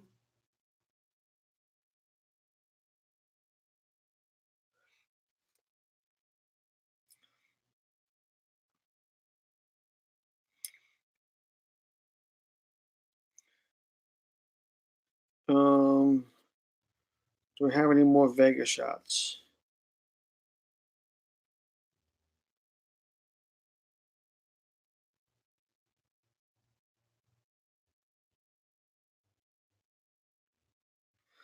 I'm not sure what's under the hood, but I know it's a big block.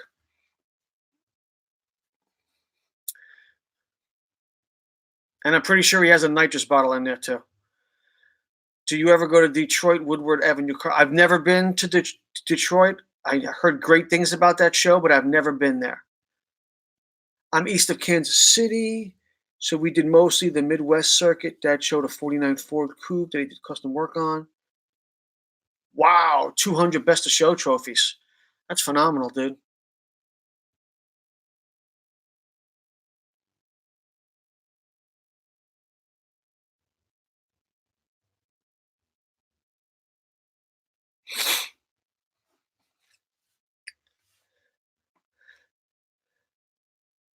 Yeah, this Vegas got the wheelie bars too. Um, can't see him in that picture.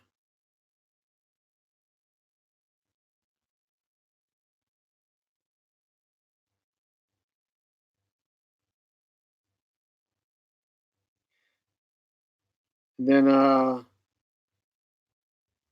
so my cousin Michael goes through cars like crazy. We tease him that he changes cars more than he changes his underwear, and every time we go down to Hot Rod Week in Ocean City, he has a different car.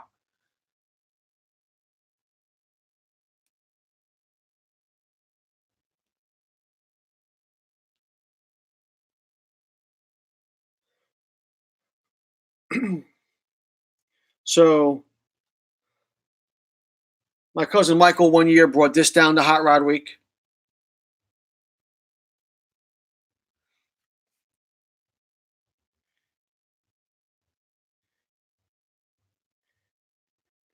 And then my friend Joe has got a Pontiac Ventura.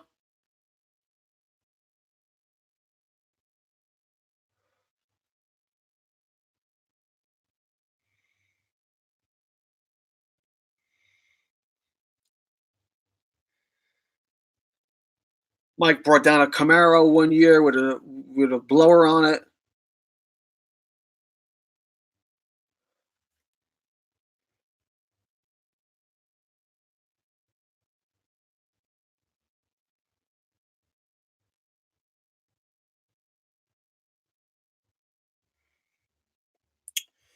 I'm seeing if I have any.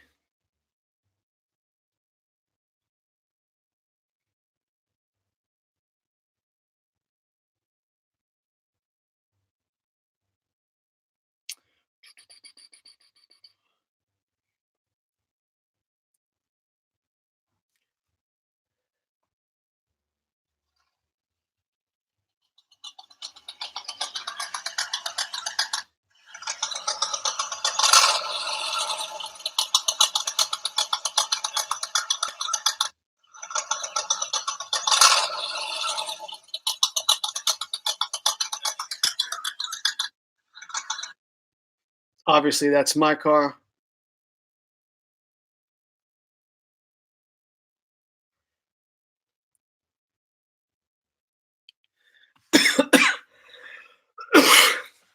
So my first boyfriend had a Plymouth Satellite. There you go.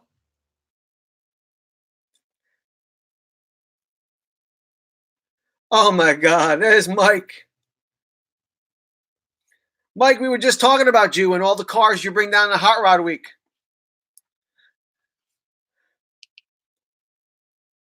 I was just showing them photographs of all your cars.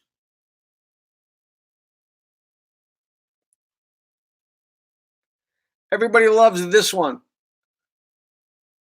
Mike, is that a 32 or a 34?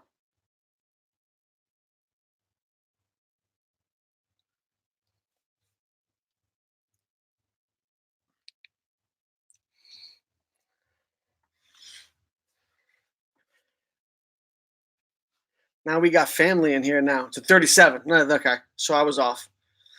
I was off. More Motorhead porn.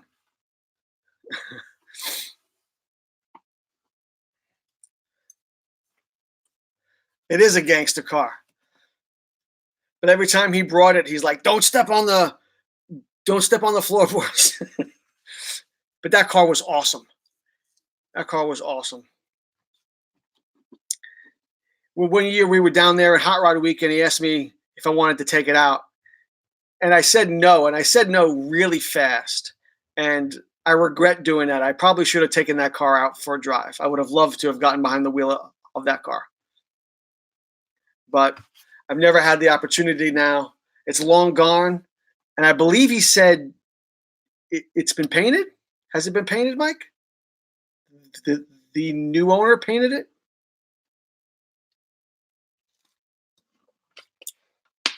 I might have no.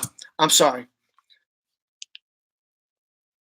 You said the other car got painted. This got painted. This is green now, I believe. The new owner painted this green.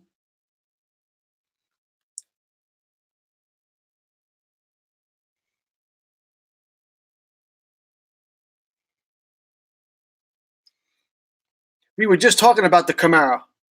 I got pictures of that too.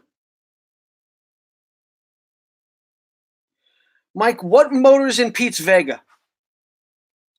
I might be mistaken when I said a big block, but what motor's in Pete's Vega?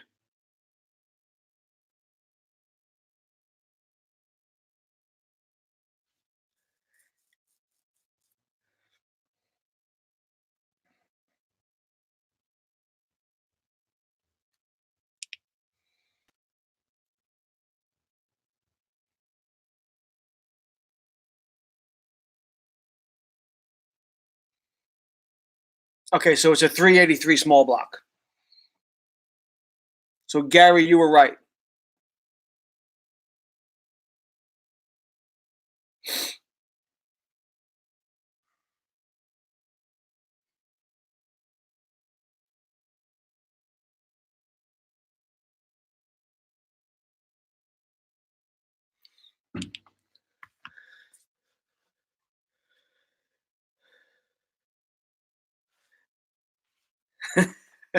Well, we're from New York, ET, so that's an ET moving car. ET gangster movie car, right out of Scarface. Uh, once saw a car guy painting a car green with a paintbrush. I don't know if I would do that, but everybody's got a thing.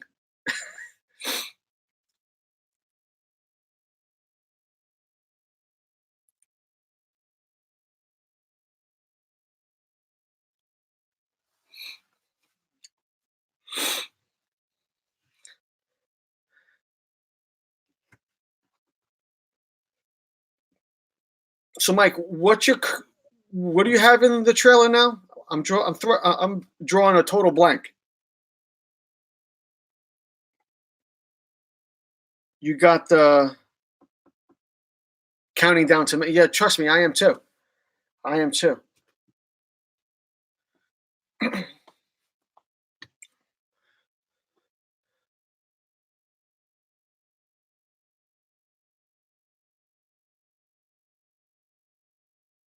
I can't I can't talk bad about a Honda because my dad's got a Honda Civic.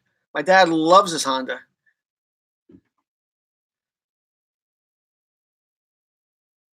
The Cougar. The Cougar. Right. So you got the Malibu race car and the Cougar and the Dodge. I don't think I've seen the Dodge yet. But hopefully the Cougar makes it out in May. Hopefully the weather be better.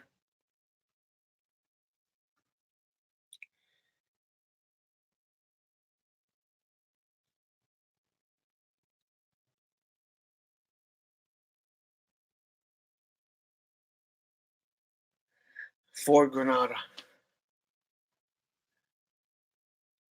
Oh yeah.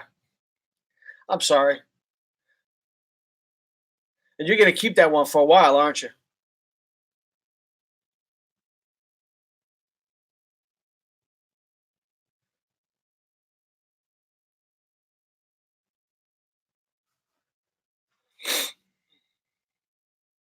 No, is it gone already?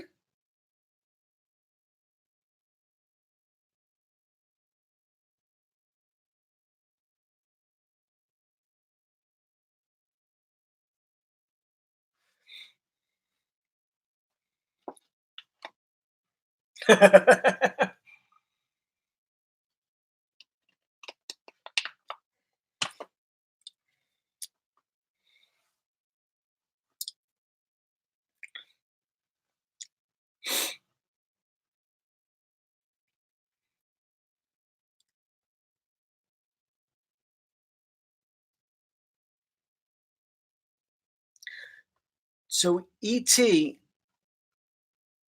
I'm assuming you're not from around here. Where are you, ET?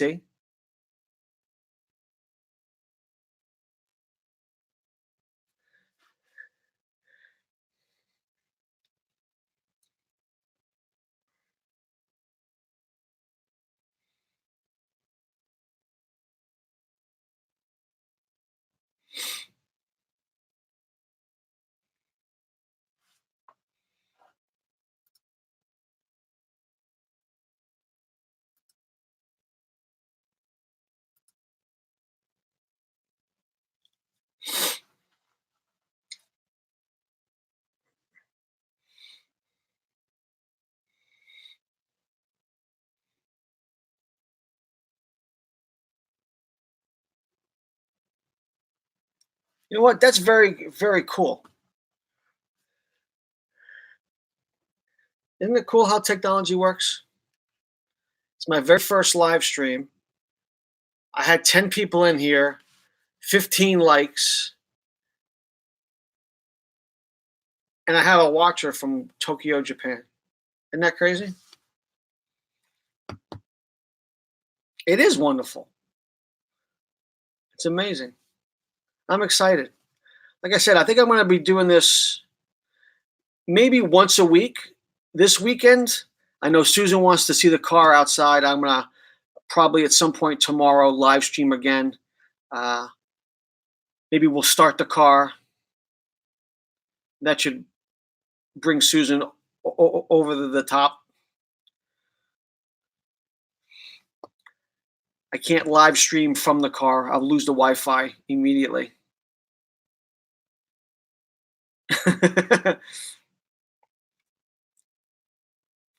You're in Toronto. Fox is in Edmonton. Sharon's in California. I don't know where Susan's from. I'm sure where Susan's from. I think she mentioned the Detroit area or around there. No, that was somebody else.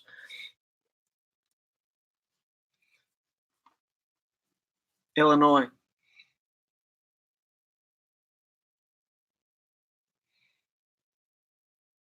This is really cool.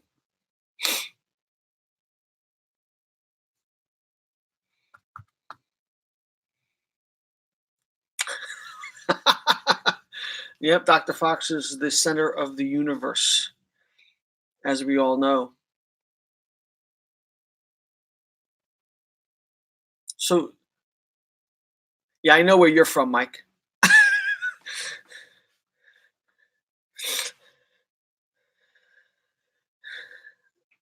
S-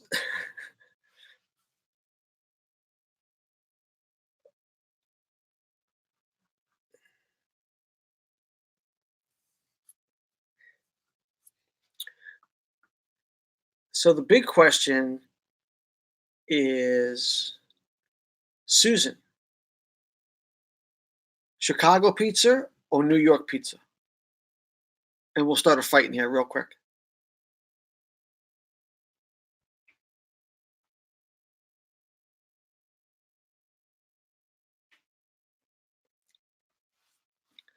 Lana, I would love to take you to car shows as well.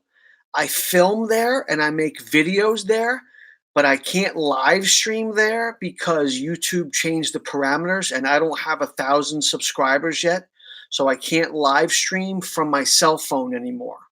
So I can only live stream from the house. So as soon as I get 1,000 subscribers, I will go back to live streaming and filming at car shows. That way you could see what's there right then, and then I'll also make a better video from the camera shots. Um, if you haven't checked out any of my videos, Lana, do check them out, especially the Ocean City stuff. Um, I don't do a lot of talking. Uh, I've said that a million times. Yeah, I know. It stinks because they keep changing the parameters and making it harder for smaller channels. Um, but on my car show stuff, I don't do a lot of talking. Um, I just I just do like a musical montage of the cars. Um, the only talking I do is the intro, or if I'm doing a giveaway, or if I'm doing a spotlight video where I focus on one car, and then I will actually conduct a full blown interview with the owner while showing shots of the car around it. Um, so I have a spotlight series on my channel that I show. Check those videos out. But also anything that's just a regular car show is more of like a musical montage that's been edited to the music, which is like I said, some people love it, some people hate it, some people say it goes by too fast, that there's too much editing, and not enough car. Some people like a vlog. I don't consider myself to be a vlogger at all. I don't like to sit there with the camera going, "Hey, so today we're here." That's not me. That's not what I do. Um, I have an art directing background in advertising, so I like to be behind the camera. I like to uh, film shots and then put them to editing and put them to music and stuff like that. So I don't do a lot of. This is the most probably anybody has ever heard me talk, except for Michael, in their entire life. And Michael knows a little inside joke. Talking for me is a little bit of an issue. So to go live on a live stream is uh is kind of a face your fear kind of moment.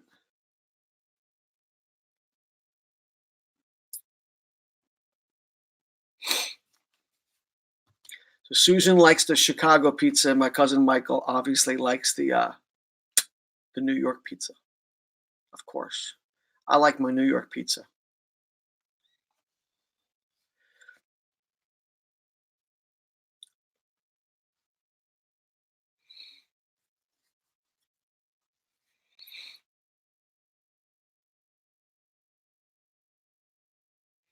Mike, I think we need to do that the next time. In May, before you leave town, swing by Nick's and pick up a couple of pies. And I know they're going to get cold in their 5 hour, 6 hour drive to get down to Ocean City. Uh, but we got the microwave and we got the oven. We can warm them right back up and we can have a couple of pizzas for snacks.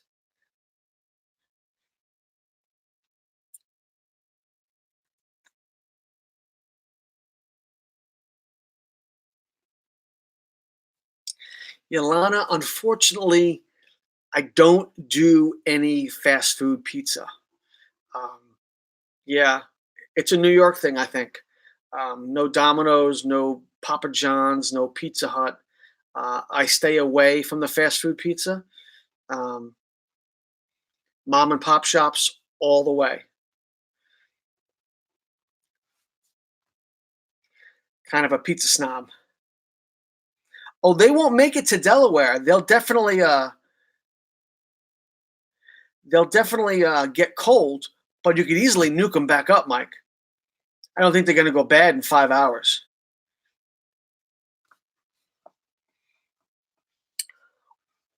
We could we could sell the slice for $3 a pop at the Coldwell Banker parking lot.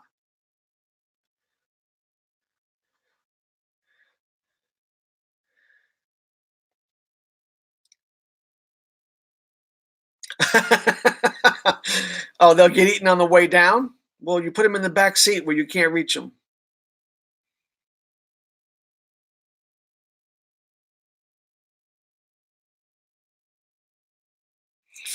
No New York or Chicago pizza around Kansas City. Yeah, you're kind of stuck in the middle there.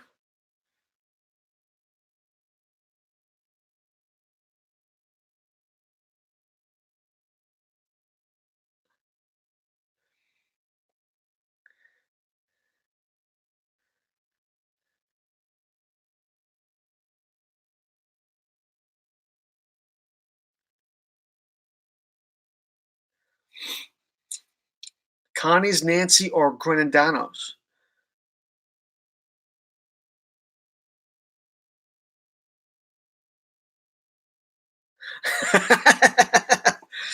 My dad's arms are not that short. My dad's arms are not that long.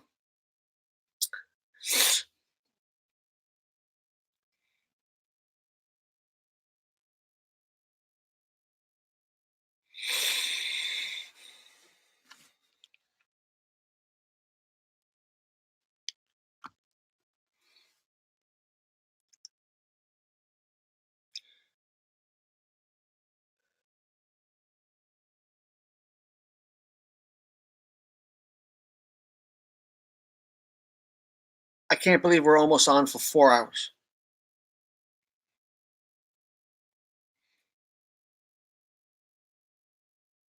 It's crazy.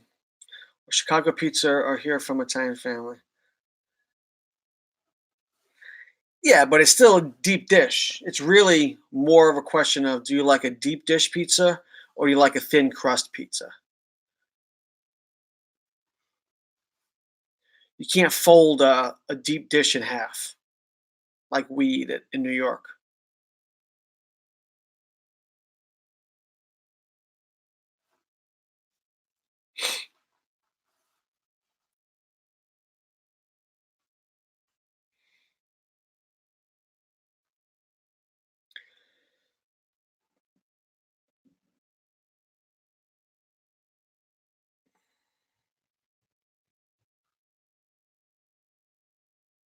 Have you ever been to Run to the Sun? I have not been to Run to the Sun in Myrtle Beach.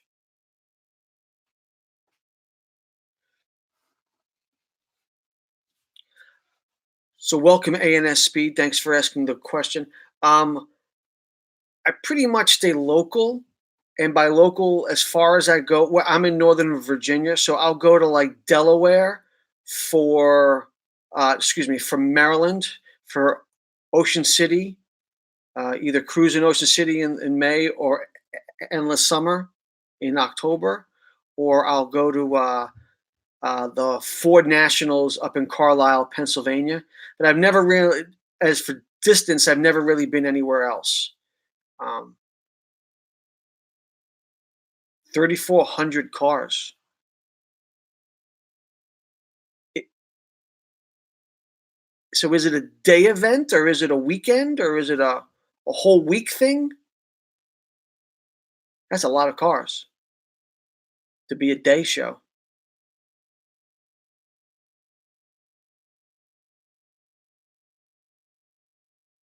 Thursday through Saturday. Yeah, so it's just like Ocean City, where Ocean City is Thursday, Friday, Saturday, and Sunday. But everybody leaves on Sunday. It's only open till noon on Sunday, so nobody really counts that day anyway. And when we go to Ocean City, we always go like Monday or Tuesday. So we make a whole week out of it, but the actual event doesn't start till Thursday. But there's also pre-show stuff that happens on Wednesday. But I definitely have to check it out. Uh, Run to the Sun. I'll definitely have to check it out. Like the one in Detroit too is Thursday through Saturday. I know Factory 5 does a huge show in Ohio that I really want to go to, um, where it's all Cobras. Um, and the town they have it in Ohio.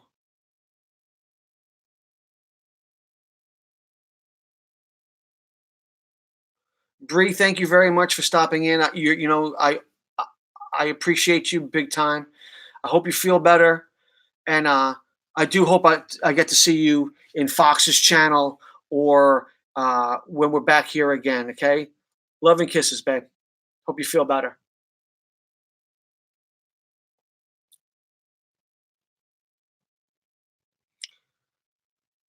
So ANS, when is that show? I have to look it up. You know what? I'll look it up.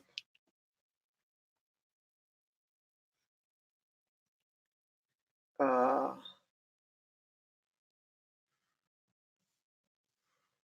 Run to the Sun. Run to the Sun car show. It's in March. Yeah. This past year was March 21st.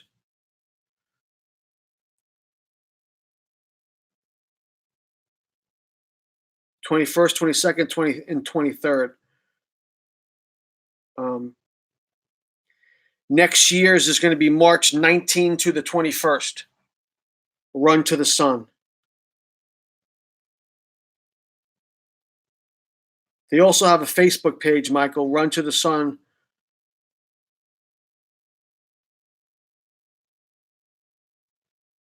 Good night, Bree. Sleep well, babe.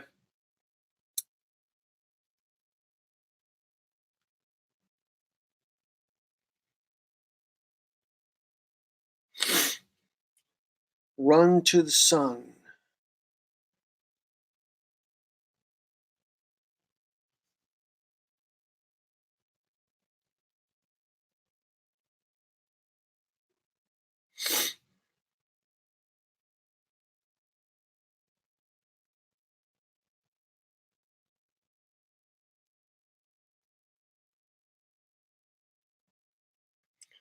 Michael, I found it on Facebook, and I'm gonna.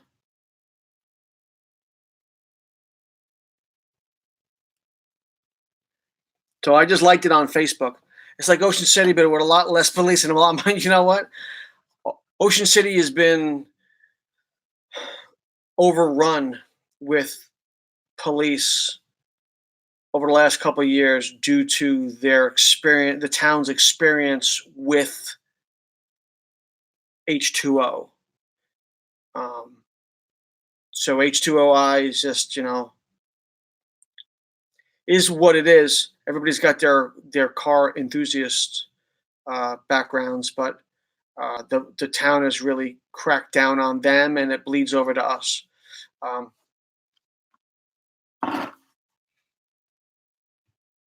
but we're definitely going to have to check it out, especially since Mike is interested. So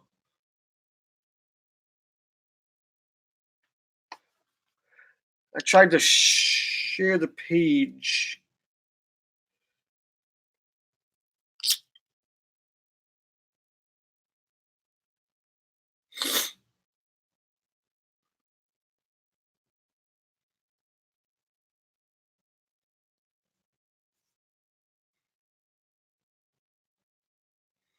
So I definitely found it.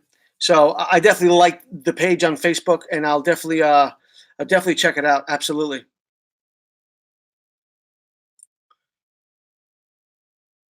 So ANS, does that mean that you've been to Ocean City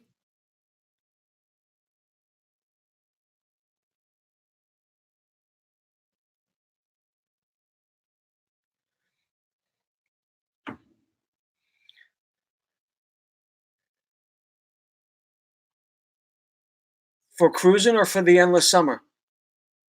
Did you go in May or did you go in October?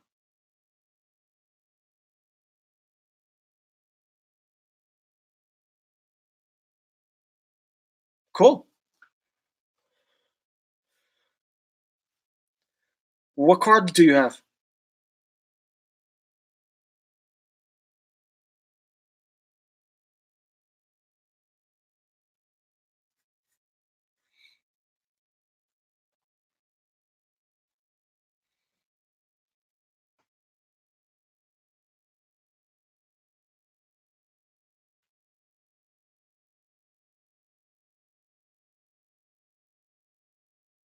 I'll definitely have to check it out. Absolutely.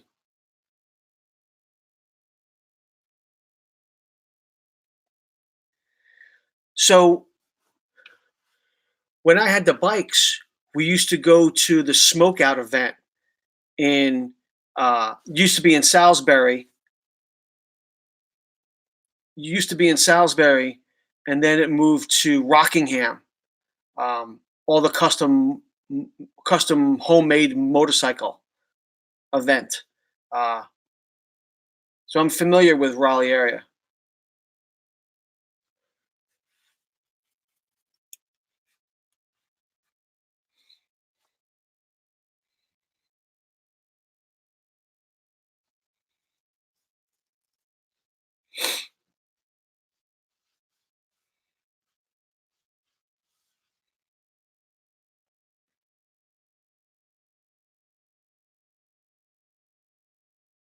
So, Mike, is that a yep, you found it on Facebook, or a yep, you're interested in maybe hitting it?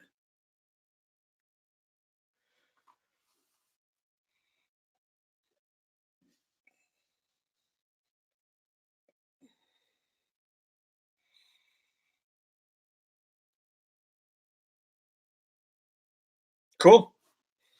Keep me posted.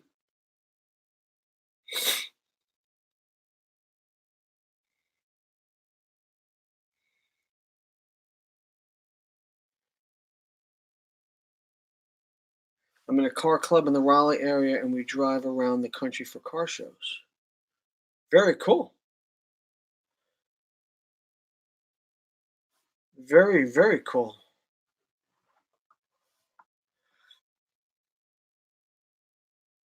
What's the name of the club?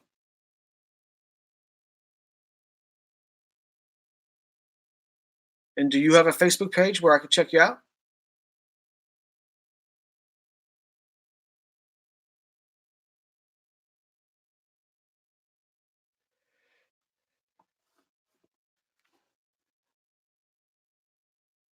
Piedmont Classic Chevy Club. Very cool.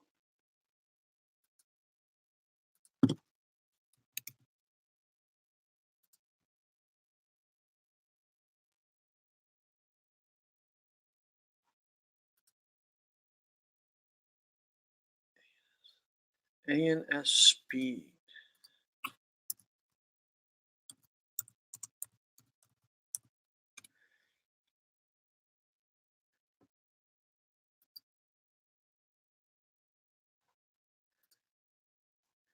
And ANS, I just subscribed to your channel as well. So I'll definitely have to check you guys out.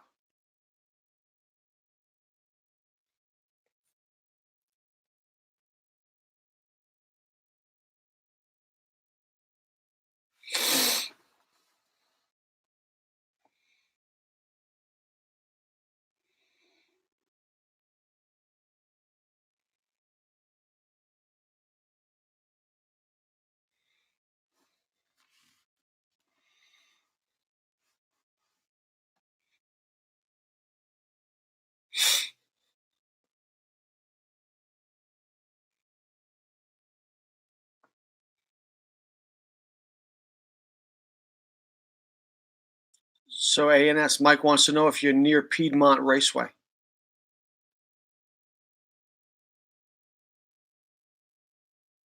Susan, are you drinking?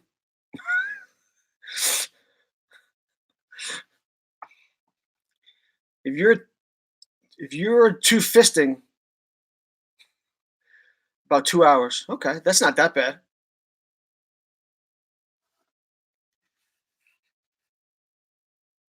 Mike, have you ever raced at Piedmont?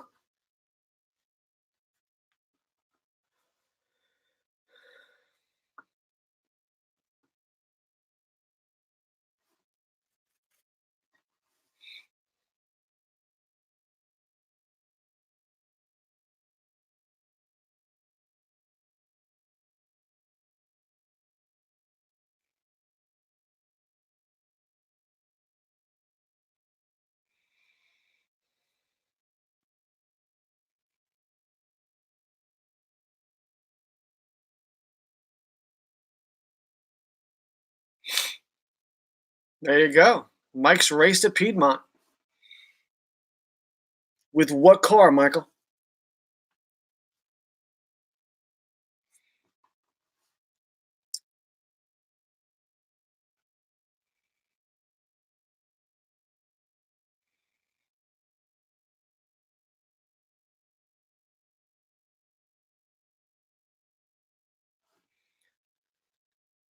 The Probe.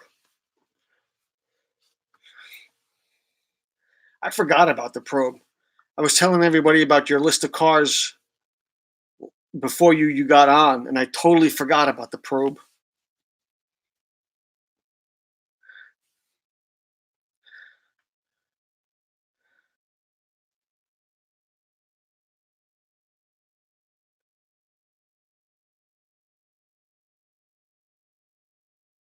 Susan Mick Ultra? Oh,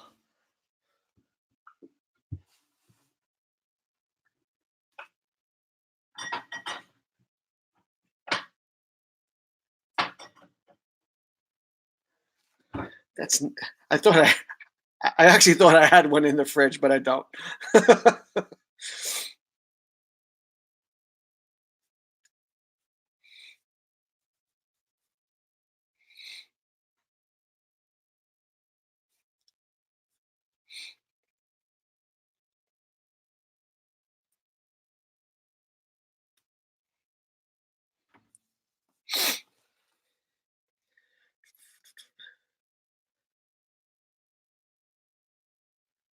So Susan, you tell me, if I was to go live tomorrow, what time is good for you to see the car?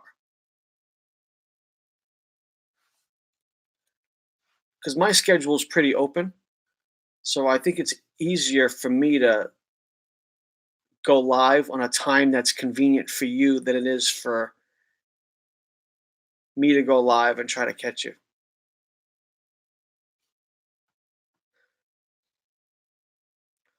1 Central Standard Time.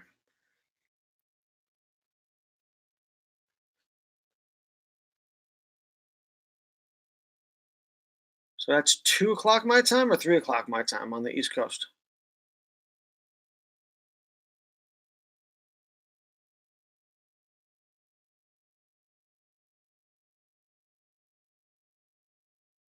All right, Mike, I'll catch you later, buddy.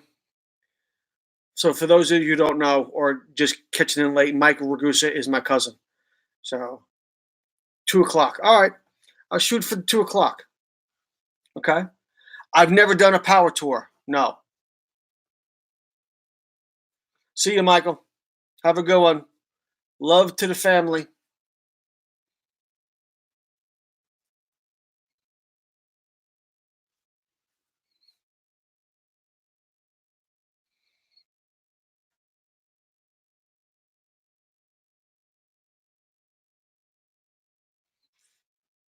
Hey, Mike, don't forget, my dad turned 80 on the 29th.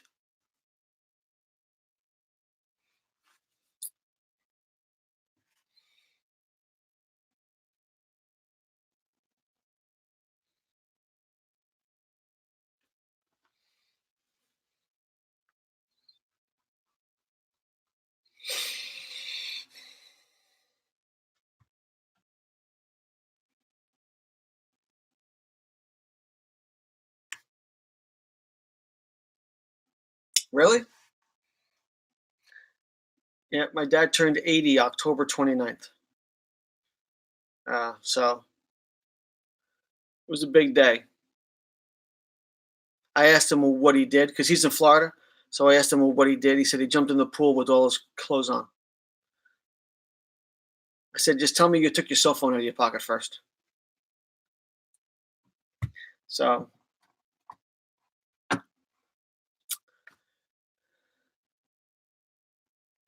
there you go.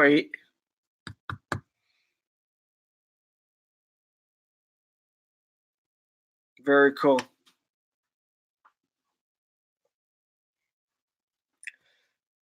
Very cool.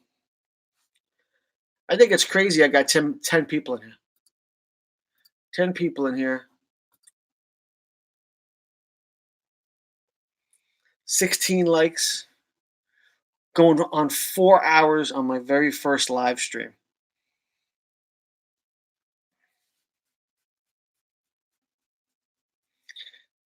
I just was like, "Yeah, I'm going to live stream for like an hour and see how it goes." 4 hours later, I'm still here.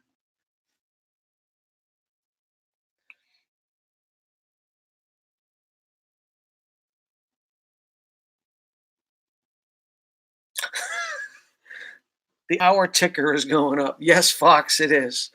It is going up. I know, nonstop talking. I've gone through 3 bottles of water. So much talking, I couldn't keep my cigar lit. So it only works if you guys keep talking back. And that's why this is so great. You guys kept talking, I kept talking. Good conversation, and the time just flies. No, I made sure I peed before I started the stream. I made sure of that.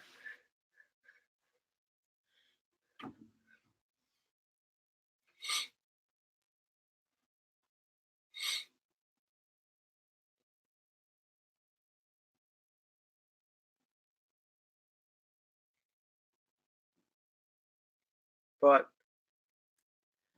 at the 4 hour mark, unfortunately, I think I'm going to call it a night. Because speaking about taking a pee break, I'm pretty sure the dog needs to go out. Uh, so I appreciate everybody stopping by. I appreciate everybody with the conversation back and forth. I want some pizza now. Me too. Me too. I got some Mama Celeste in the freezer. Shh. Uh,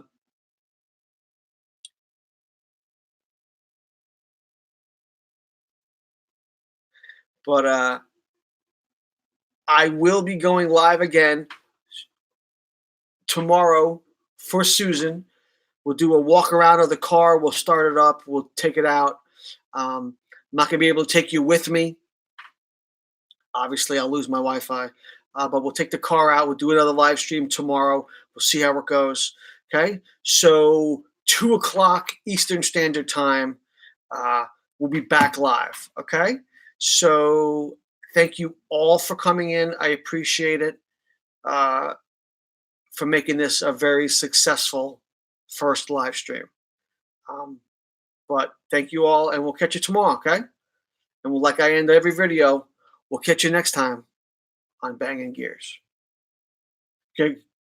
Good night, everybody.